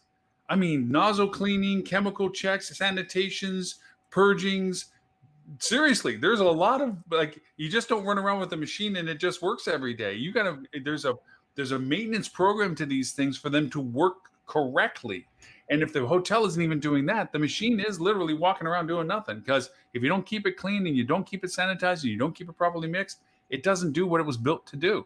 These are all things, I know it sounds really weird, like why were we even talking about this stuff? But for the people that are looking for that safety margin that they're looking for, these are the assurances, and for some that potentially would be valuable to them, whether you have to use yeah, that. but here's the thing, right? Every property and every manager has to make their own determination for their property about what is appropriate in terms of preventing the spread of this and protecting their staff and their guests.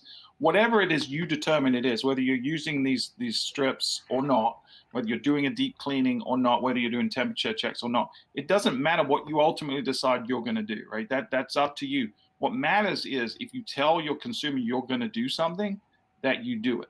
Like Right. that's the critical thing. Yeah, So- that's true. Right. Yeah.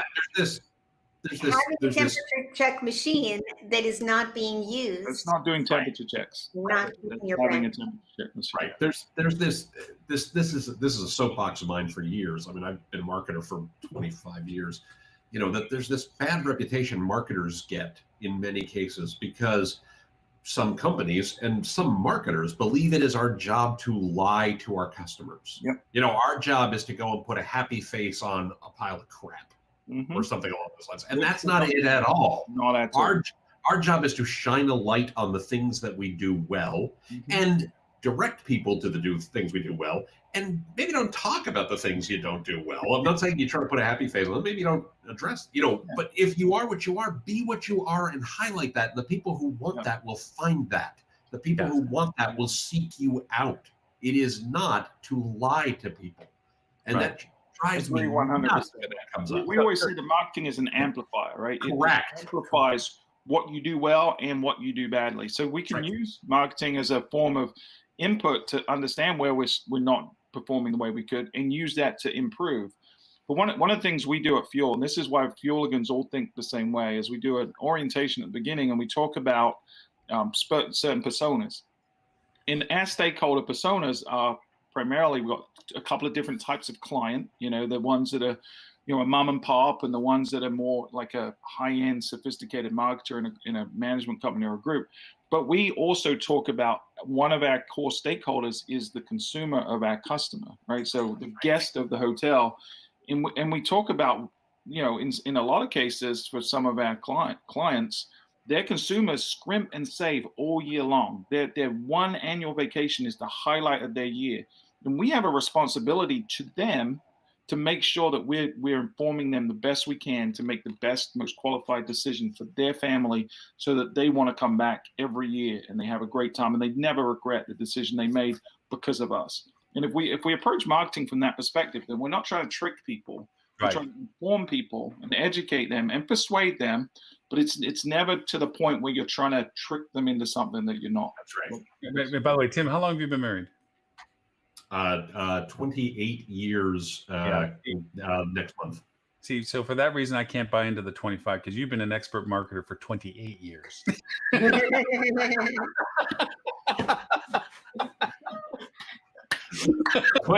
29, actually, if you go back to when she met me. You are an aficionado on the marketing. I mean, if anybody can shine on the good and none. Well, there's that. You're not wrong. You're not wrong. I've been fooling her for 29 years. See, Tim, you could have just put lipstick on the pig, but it wouldn't have worked for 29 years. No, I wouldn't have worked for 29 years. You had to sell that thing every day. By the way, Stuart, where did you get those pictures? Oh, wait. Oh, sorry. Melissa, please, what do we talk about next? All right. Just very quickly, we asked what people would like to hear from hotels on the following topics, and still what the property is doing to protect guests. Still number one, more than 50% say that's what they want to hear about. Followed by, on this round, yes, packages and specials, which was just under 50%. So not much changed from our last survey, but it still drives home. People do want to hear what properties are doing to protect them.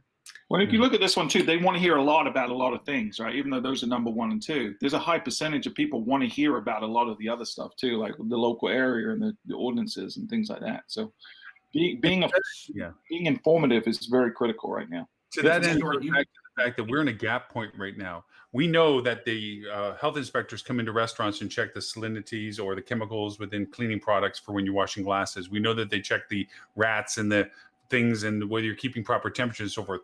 We know also that a lot of the infrastructure has not caught up with the requirements of COVID as to whether they are putting chemicals in sprayers or whether they are wiping down.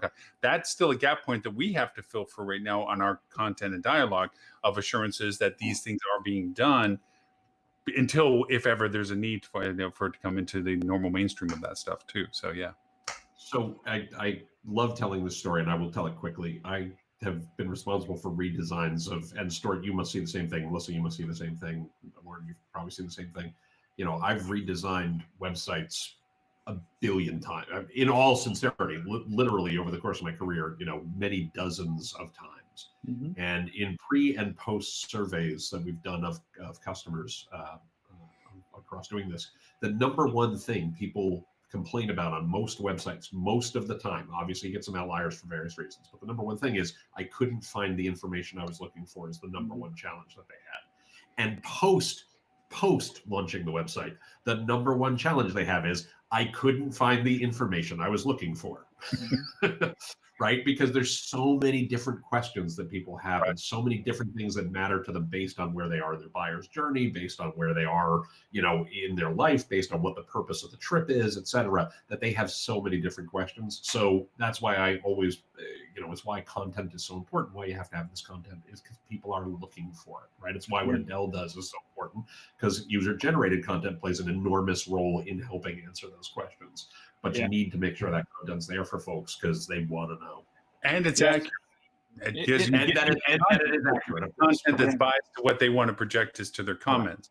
It's not everybody's being truthful what they say. Sometimes it has a biased tone to it. So, yeah. Well, and I think the mistake people make when they're doing that is that they may look at their analytics and say, okay, these are the pages that are most popular on our site. Because, you know, the accommodation page gets 20% of the traffic and it's the number one visited page or whatever it is. So that needs to be the content that goes front and center. And so, yes, you're right. It's the most popular. But if it's only 20%, that means 80% of people, that isn't what they're looking for. And so one of the head scratches for me, and even with our own clients, we have a hard time convincing them of this. You know, everyone's used to having a search widget on the hotel website for a reservation, right? A date search. But very few hotels put a keyword search on their website. But the ones that do it, you glean so much insight because not only can you find what's important to people, but you can identify where there's gaps in information. And it's really, really useful for the consumer. And this is where Tim steps in and does a shameless pitch for one of his partners. Well, I work with a company where we make a search engine, and we make a search engine analytics tool, because the other thing that's great about it is Google increasingly is holding back the data you get about what people search for. Yep. This is your own data. This is your own customers telling you the things that are important to them. They're literally asking you, if you think about how Google knows so much about what guests want, knows so much about what consumers want, it's because literally their main product is a box that people type what it is they're looking for, what it is they're asking. Why would mind reading tool? Literally, people's heads. Yeah. There's a very famous story about Google, and I apologize. I'm going to give a quick little trigger warning in all sincerity, because this is kind of a moving story, and I can understand how it might affect people. But in the early days of Google, they used to have a big screen where they would have a tag cloud that would light up based on what people were searching for. And as terms were more popular, they would get bigger, and as they would get less search volumes, they would go down. And obviously, these days they can't do that because the volumes are so high, 3 million searches per minute. But what they saw on the screen, there were a group of engineers working in their office late one night towards Christmas. And all of a sudden, one term started getting bigger and bigger and bigger and bigger. And it was suicide prevention hotline. Right? Yeah. Wow. Now, obviously, your website is not going to be Google, right? But this was a telling moment for the company because they came to understand people are telling us precisely what they need. We're not, we're not marketing something. We're not advertising something. We are solving people's problems, and they are reaching out to us and asking for help, right? Literally, in this specific case. Obviously, your website, you're not going to get those kinds of searches, but people are saying, I have a question. I need help. Help me. Why wouldn't you want that information, right? Yeah. Because you'll learn so much about what you need to do better. You will learn so much about what it is people are asking for. You will learn so much about what it is that people need. And if I may add to the extra layer that's coming to this year from a technical perspective, GA4, although not what it's going to end up being, but what it's going to be transitioning with, is going to strongly influence how much we understand and who we rely upon for certain data points. Why wouldn't you want some way of determining interaction with your own website? To know what it is of that usage for your website, what people are interested in, because keyword usage, cookie tracking. There's really no reason not to do it at this point. There's no reason not to do it.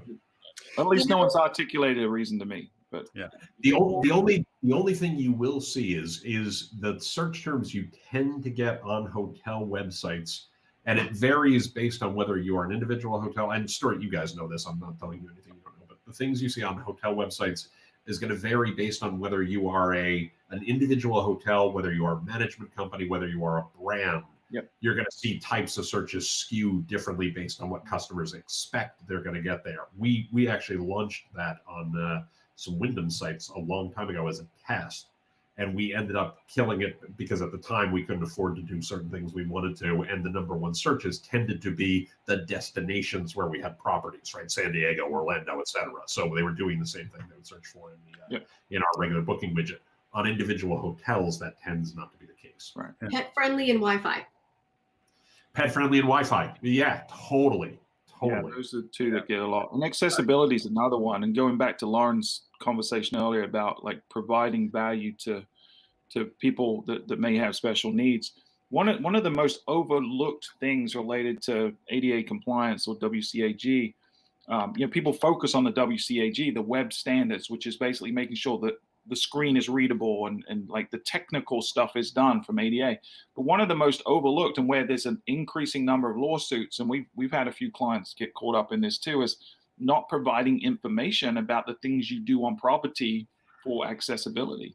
And so, putting that in your footer should be a prerequisite, but also putting it in a search so people can find anything related to their special needs is really important. Also, the chat box that you put on your website and your booking engine can be very informative as to what you need to adapt.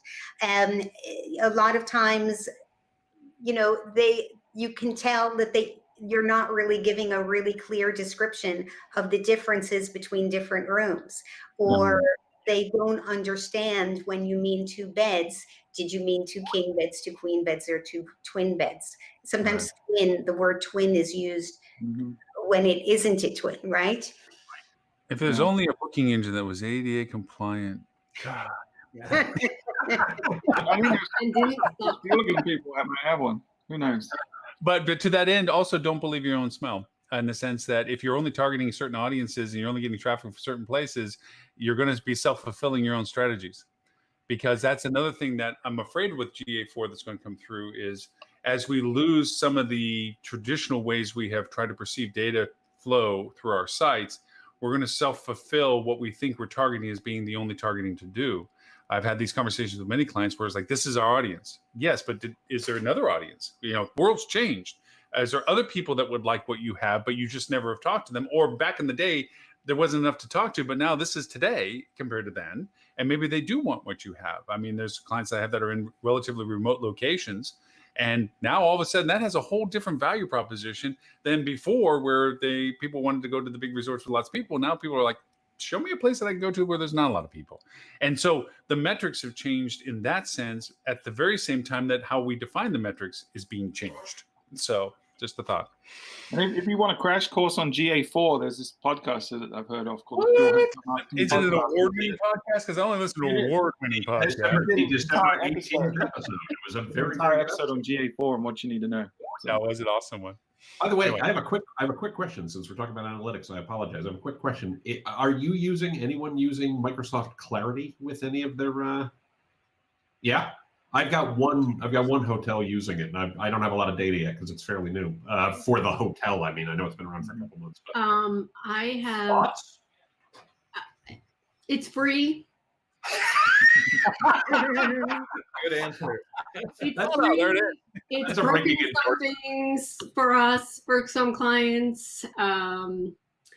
It's interesting, but I always take heat maps with a grain of salt. I don't believe all the data that comes from heat maps. The recordings are interesting to watch if you've got time to sift through them.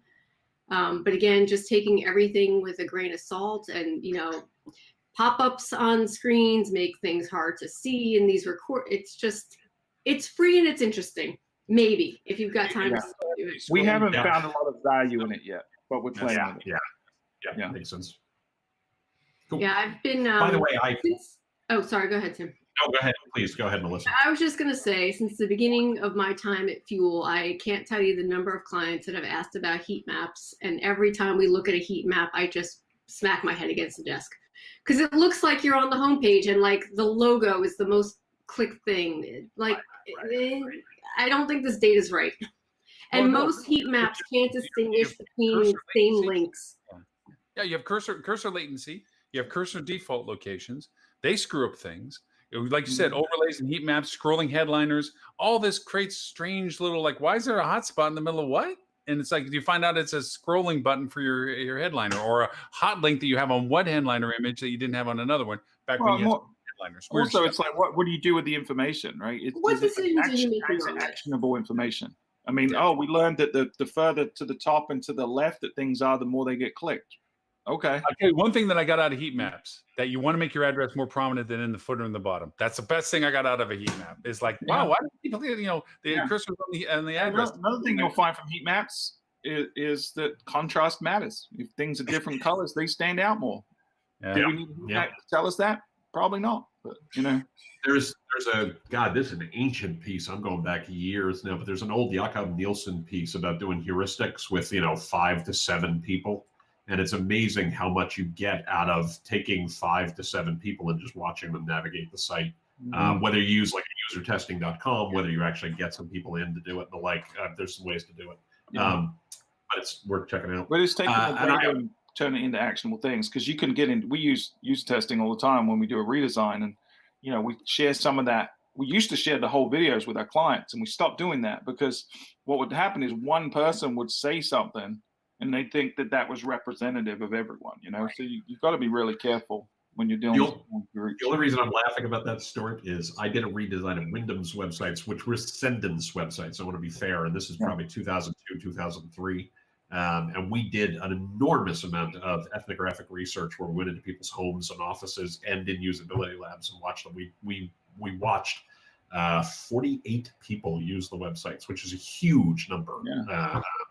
And it was hysterical. After the first 5, we were taking copious notes about 2 things that we had to fix, and it was hysterical to watch people do it, because they would do a search for Orlando, Florida, or San Diego, California, and we'd bring back 20 hotels or something, and literally to a person, the first 5 people all did precisely the same thing. We saw almost everybody do it, but like within 3 or 4 people, we were like, "Oh, this is a real problem," and it told us something about our analytics.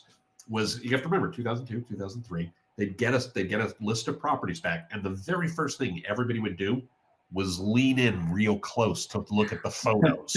And the second thing that they would do was they would click on the photo. Yeah. And at the time, clicking on the photo didn't do anything.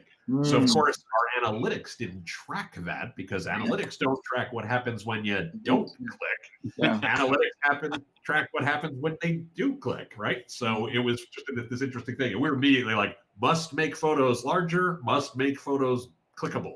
Yeah. So anyway, Good insight. nonetheless, I apologize. I need to drop, unfortunately. Real quick before you go, though, and I know I don't want to cut myself. I want to make sure I got to ask everyone, what is your New Year's resolution for this year from an industry perspective? Tim? I don't have any resolutions. My resolutions are to stop having resolutions. What would be your no. In all sincerity, my focus this year is on how do we make sure clients take the lessons that they've learned in the last year and apply them most effectively without overlearning them, right? Without jerking too hard in one direction. Okay, cool. Adele sent you a note on the side. But anyway, I don't want to cut my list short, but Yeah, TimPeter.com, TimPeter.com, TC Peter on Twitter, Tim Peter, just about every place else on social. But that's I get to say what you say now. When you go to TikTok, don't look for Lauren Gray, because she's a really cute girl with 5 million followers, and that's not me. And if you go to TikTok, don't look for Tim Peter, because Tim, thank you very much. Happy New Year, all. Good seeing you all. Good to see you. y'all. Melissa, great stuff as ever. As always. Yeah, perfect. See y'all soon. Bye. So, Melissa, what are we missing? We've got like 2 questions left. We can breeze through these. So the very last actual question that I'm going over is the following. The next time you travel, which of the following would you want the property to communicate to you prior to your stay? So I'm thinking, like pre-arrival kind of emails. Still at the top, local mask requirements, over 70%, and really closely followed by updated cleaning protocols at the property. Also, right in line with that, open status of local restaurants.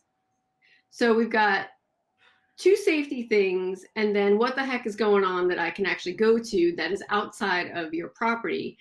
And keeping along those lines, the local status of attractions and activities is substantially up compared to where it was on our last survey.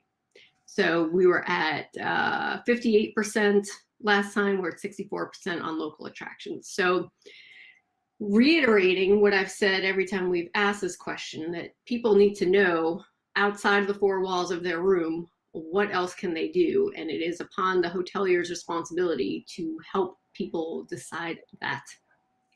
And we added a new response to this one, and that was vaccine requirement. And we had 45% said that they wanted to hear about a vaccine requirement.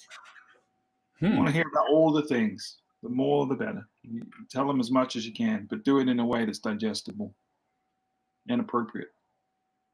Yeah, almost everything was over 60%, 60 to 70% of all the things that they want to hear about.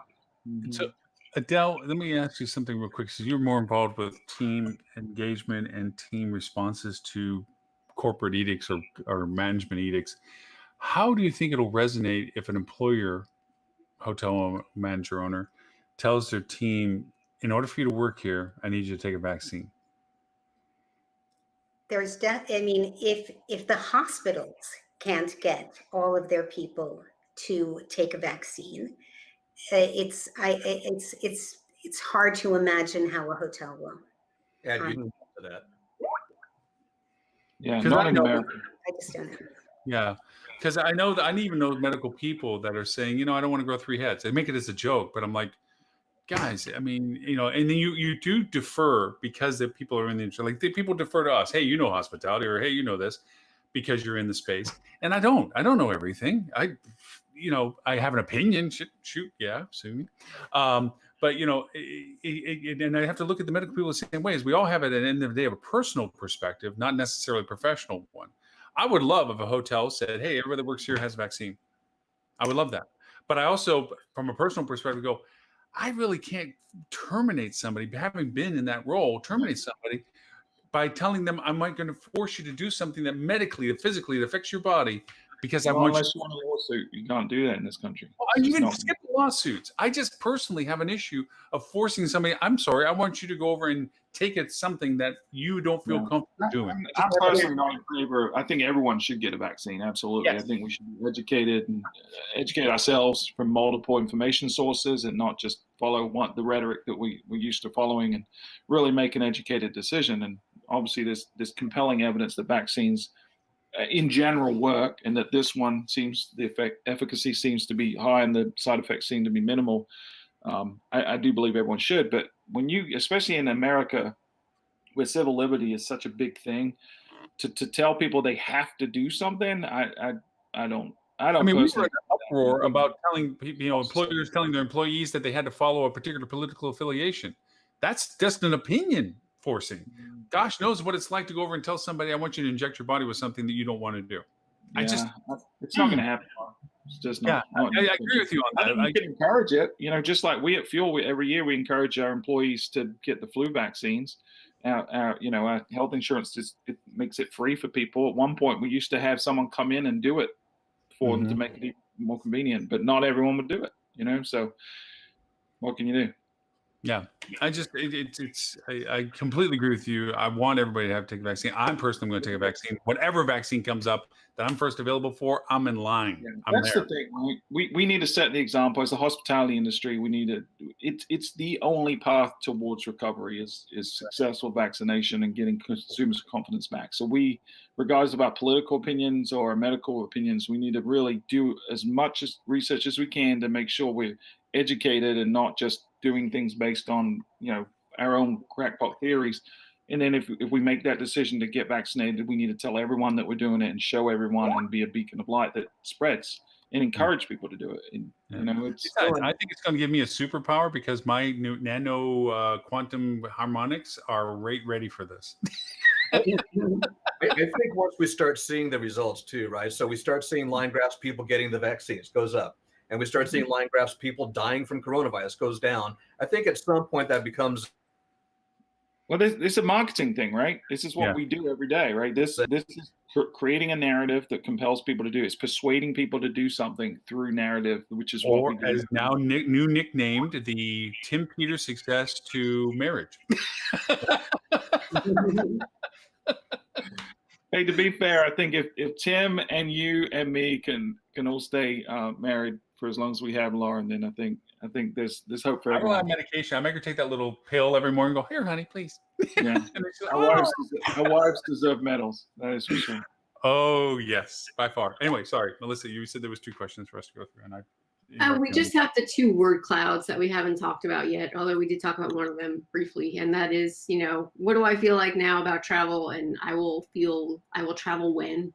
And as we said before, these clouds just really haven't changed virtually at all. Safety still number 1 on what do you think about right now.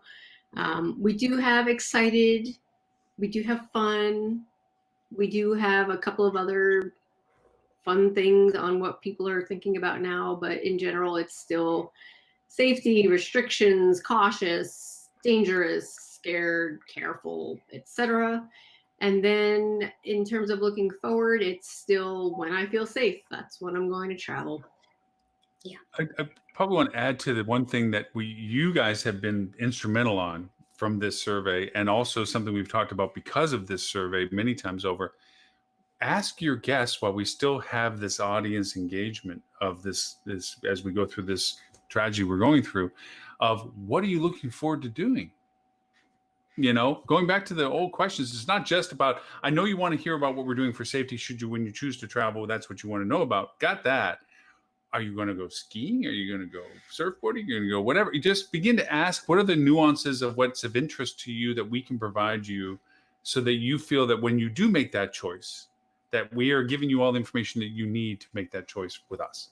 I mean, and continue the survey process, continue the engagement process. It blows my mind more people don't do that, man. It really does. Like we talked earlier about what people don't put the search on their website. They absolutely should do that. So that's one thing. That's one takeaway from this episode. The other one is communication isn't one way. It's not just sending out emails to people. It's asking for information back.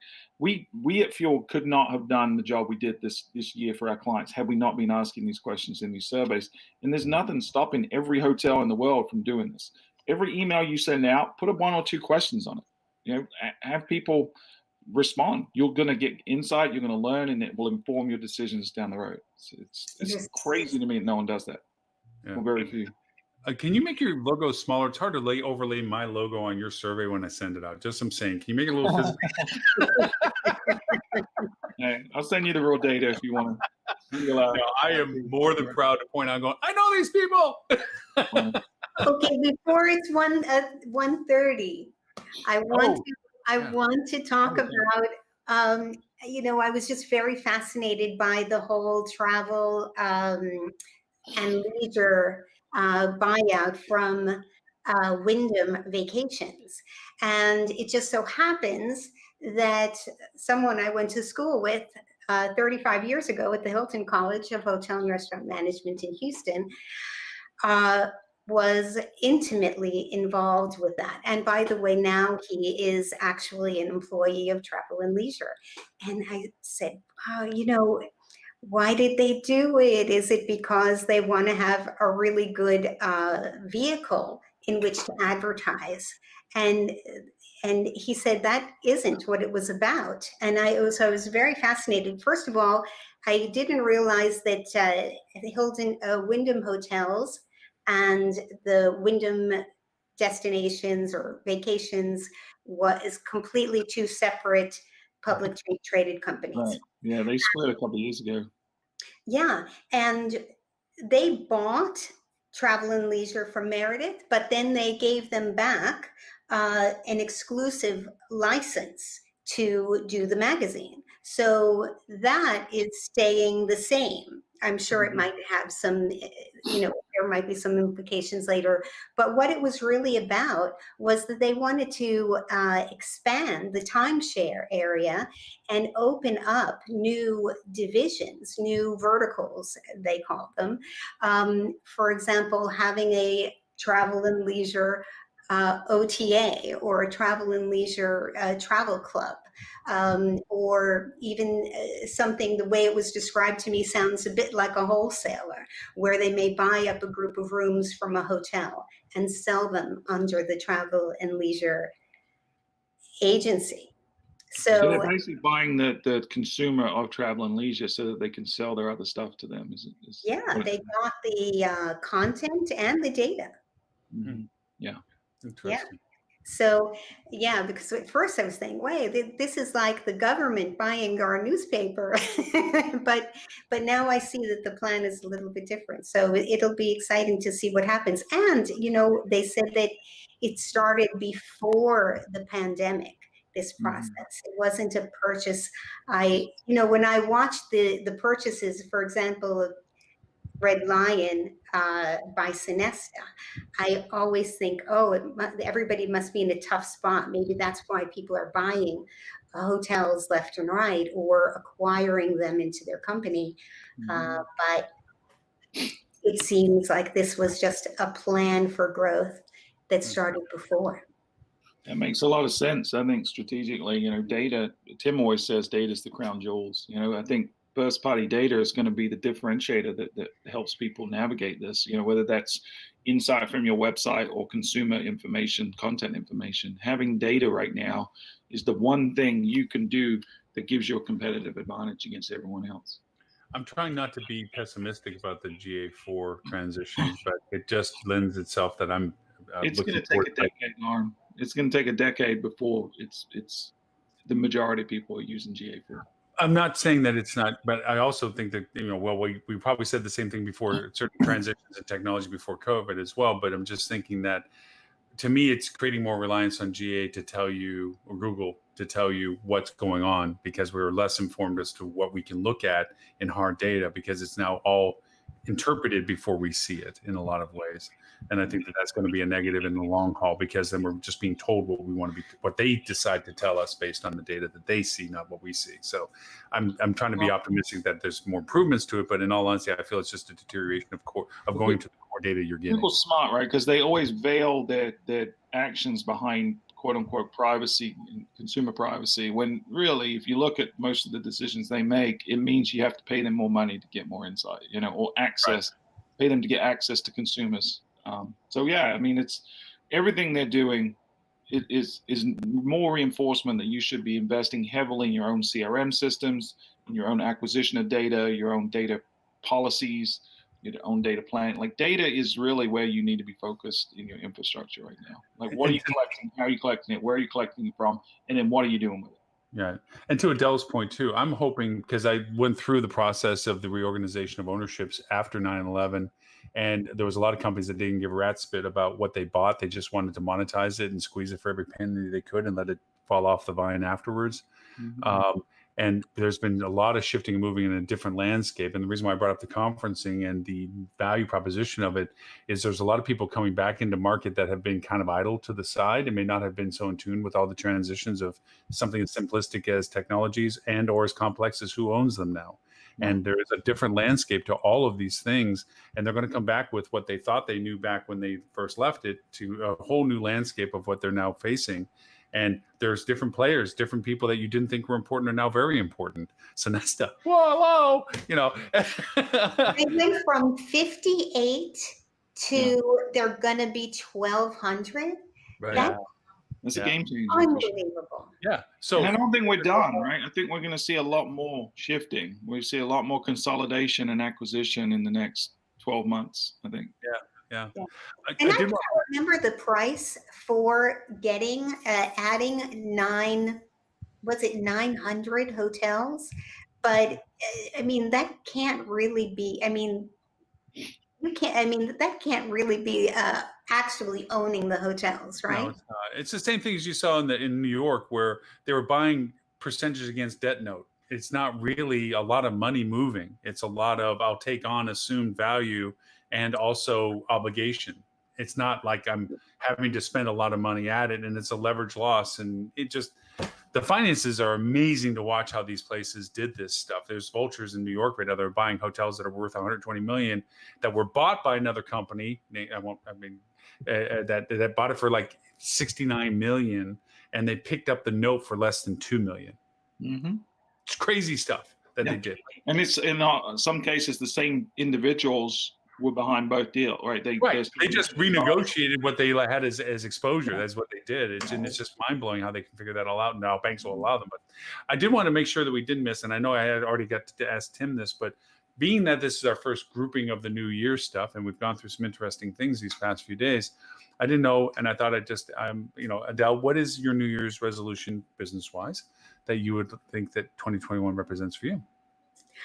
Well, I think last year I was just saying, I don't want to approach anybody. I'm just going to let people get to know me, but I'm not going to approach anybody because everybody is in too much of their own mess right now and have their own challenges. But I'm not going to be like that anymore. Now I'm going to start getting out there and being more proactive. That's my goal. That's my resolution. Mr. Dean?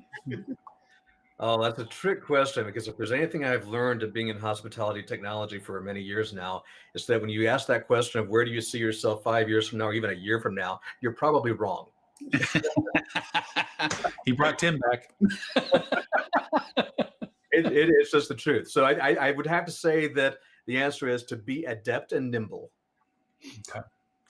Mr. Stewart?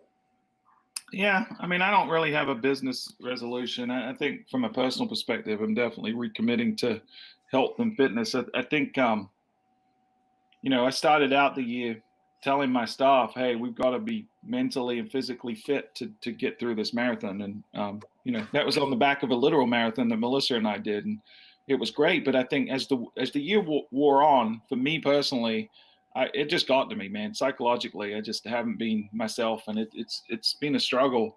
And so I really, in the last couple of weeks, recommitted to how I eat, how I sleep, how I exercise, mindfulness meditation again. And dude, the lights come back on. It's crazy what a difference it makes in terms of my energy levels, my focus, my ability to think. And I think from a business perspective, building onto that, we got to be in the right spot, because the one thing through line through this whole year of what defines success for people, and it's a fine line between being the type of company that's going to decide versus scraping by in maybe not quite making it at the final hurdle and losing everything, is agility. You've got to be agile. And the only way you can be agile in business right now is through information. You've got to be paying attention to what's happening in real time.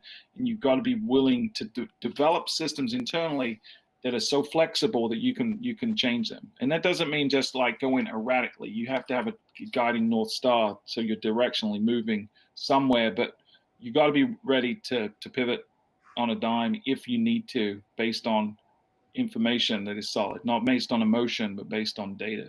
So that's kind of mine. It's being mentally strong enough and prepared enough to be agile and strong enough to get through the next. And Tim's right. It could be longer than we think it's going to be. It could be another 6 months before we're out of this in a meaningful way. So we got to be able to be there at the end of it. Right. With that saying. Melissa, what are you thinking?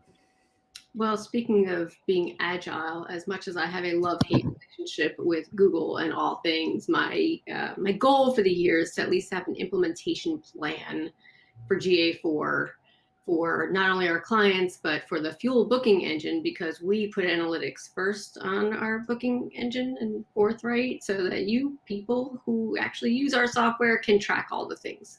So it's going to be a big undertaking, but I'm excited about it. Yeah, I'm a little bit more sublime, but I find, to me, it's personally important. First off, Stuart, I completely empathize what you're saying. I'm actually going through what you're mentally going through right now, which is, the physicalities of being better at sleeping better, eating better, exercising better, all that kind of stuff. Because to your point, it's amazing the energy difference of being focused on those things versus not being focused on those things. But to me, mine's a little bit of less the exclamations. And what I mean is, I use awesome too much. Awesome isn't awesome. Awesome's good. Okay. And sometimes it's great, but it's not awesome. Okay. And 15 exclamation points. I don't need 15 exclamation points. I need maybe one. And even then, maybe not. To be honest from a marketing perspective, we seem to always have to push that edge. Oh, it's awesome. No, it's not. It's good. Well, it's only good. Yeah. Good means good, and no, I don't have to say, hey, 15 exclamation points. No, hi, I think that it's an inherent of what we've been going through, that we always feel we have to push that. If I'm not saying awesome, then it's not as good as you think I'm trying to tell you. Like, oh, what you're doing is awesome. No. Oh, it's unbelievable. If it's unbelievable, why am I believing it? I want to kind of knock my own dials down a little bit, going, you know what? It's good. It's great. But I haven't had an awesome adventure recently. I've had good ones. I've had great ones, but it's just, so for me mentally to dial down, we've kind of run this ramp, and recent daily events have even brought that to even more of a highlight in my mind, that we just need to just sit back a little bit more in the saddle and not be so pushy on the terms, and less emails about yay, and just be a little bit more like, that's cool, and not take it that I'm insulting by saying it's good. Hey, it's good.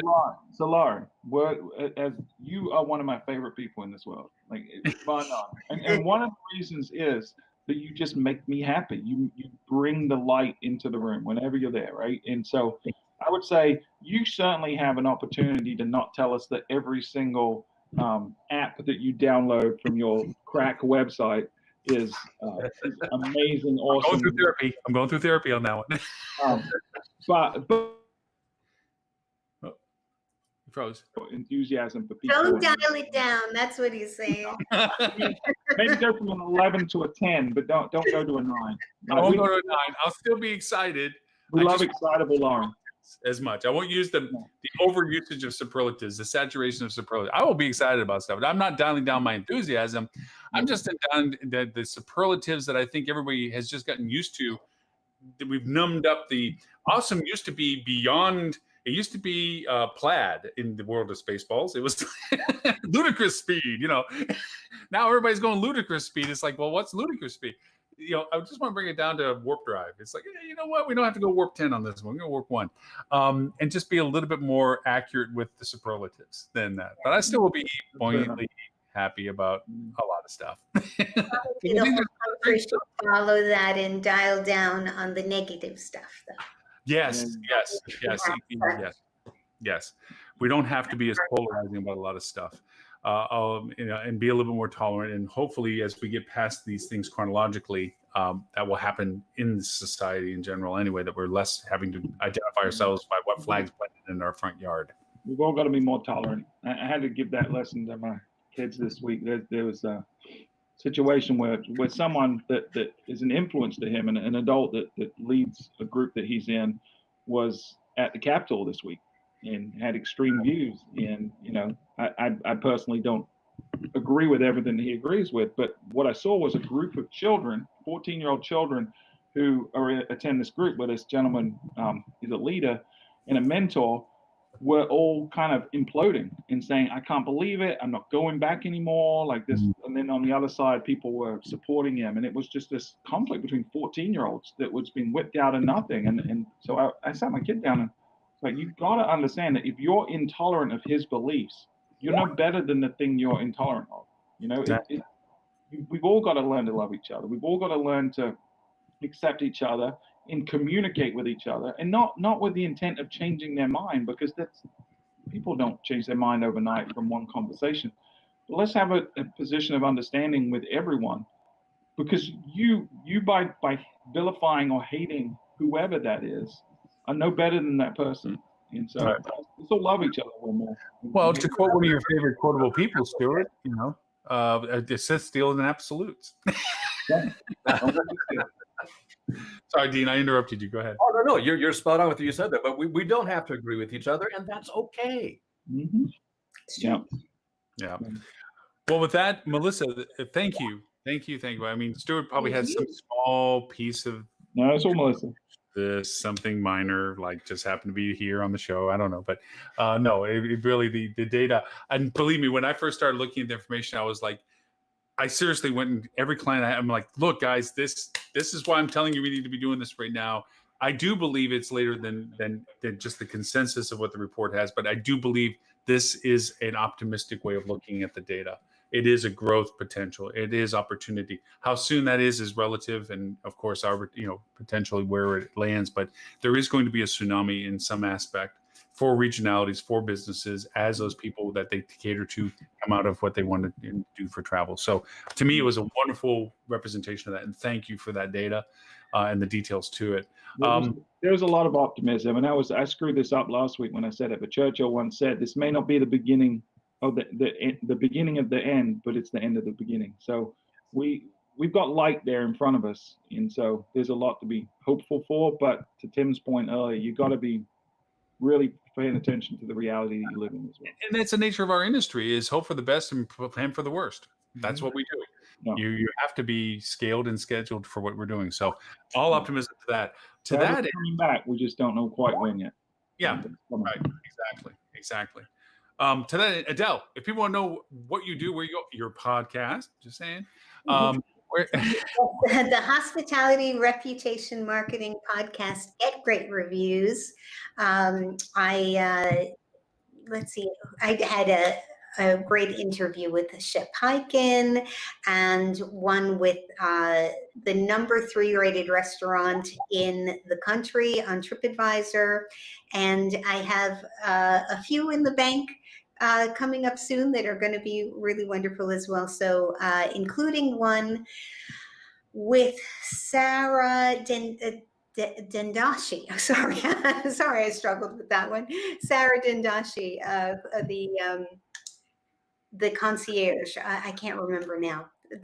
I can't remember, Ask a Concierge. That's the name of her company. She has a new book coming out as well. So Every time I listen to podcasts, it makes me smile. I mean, it's just like, yeah, that makes sense. So I'm biased on that.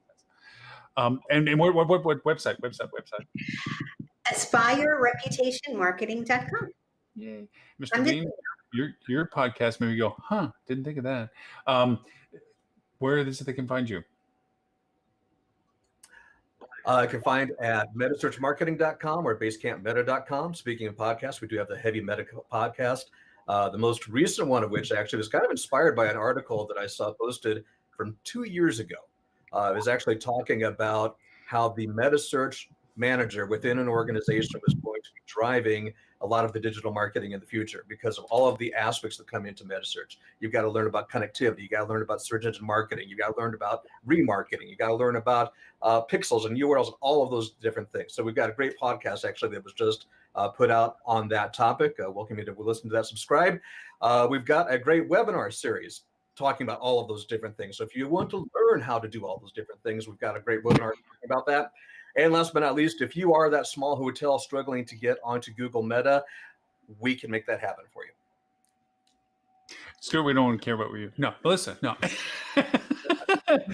If they want to know about Fuel Travel, Melissa, and all the cool stuff in your award-winning podcast that you are instrumentally keynoted as being the person that makes it all happen, where's they can find the podcast and, of course, the survey and everything else. And you have something about a booking engine. I'm not sure. Fuzzy on that one. All those things and more can be found at fueltravel.com, including our AI CRM, the booking engine, the podcast. All of the survey results are all there. And if you would like to connect with me personally, I'm more than happy to connect on LinkedIn. Stuart, not that anybody wants to call you, but if they did, where would they find you? Here every Friday. Yeah, most weeks. Don't forget to tip your waiter. Fueltravel.com, like Melissa said. If you want to hit me up, it's Stuart Butler. It's Stuart is the correct way. And I'm not Stuart M. Butler on Twitter, although people mistake me for him, who is a right-wing conservative guy who likes to talk a lot about policies that probably aren't in line with my opinions. So don't mistake me for him. And all sincerity, I mean, Stuart, you do downplay some of these things, but you're still part of HSMAI. You still are doing a tremendous amount of stuff in Myrtle Beach. You, in all compliments, I mean, everything that Fuel Travel has lived through and grown from have been amazing examples to a lot of companies. Should be an example to amazing amount of a lot of companies. I just have the privilege of giving the good smile to the audience, but it's the team behind the scenes. It's folks like Melissa and Pete and Phil and all the gang that make the magic happen every day. So very blessed to have a great team of Fueligans. Yeah, no, it's truly awesome, and thank you all very, very much for the time today, and for everyone else that joined us off in the conversations and on the other channels as well. Again, as always, the show will be recasted at 11:30 Sydney time on Wednesday this week, as well as 11:30 London time. We thank for those who had to leave earlier: Ben Henley with 3 and 6 Marketing, Tim Peter with Tim Peter and Associates, and who did I miss? I missed somebody. What am I missing? Who did I miss? Did I miss somebody? Lauren. Oh, me. Yeah. We didn't miss anybody. For this show and all previous 282 episodes. Oh, we have a special guest host next week as well. With more details to come on that, we'll put that into the email send as well. But if you want to get this show and all previous 282, you can go to hospitalitydigitalmarketing.com/live. There's links for all of that. We did roll over the archive, so when you go there, you won't see this long scrolling list of shows of the year because they'll go pushed into the 2020 archive. So there's that. Then also the podcast, which we'll be doing the new one 283 today that will recap this show as well. But the podcast as well at hospitalitydigitalmarketing.com/podcast. I need to be talking to all of you because I want to use a platform that I've talked to Dean about already called AirMeet to do a product showcase, free for everybody, free for participation, free for people to join, just to being the fact that people may have to start planning for what they need to start doing. Kind of like a chance for everybody to kind of come in and sit down with, Adele and talk about what reputation management can do for Dean for MetaSearch. Fuel Travel, if you guys want to. I know it might be not, we'll see, but it's just something that people can come in and sit down at the table and talk, and then there'll be featureability and just, again, it's not a monetization. It's a chance to get data out there for people that might have a more reasonable reason to sit down and spend a little bit longer time that we don't give each of ourselves on the show here to learn more about what each of us do. So. And everyone beyond those in the show, we will accept all comers to that. We'll make as many tables as people want to show up for. So that's to come for when we set that schedule. So with that in mind, thank you all. Next show, 284 guest host. I think Stephanie, who is bringing her, is going to be with us as well from Cogwell Marketing. So we'll have more people on that for as well. So thank you, everyone. Thank you for your time today. Melissa, again, thank you so much for the detail and the information as always and going through it. Bye, everybody. Yeah. Bye.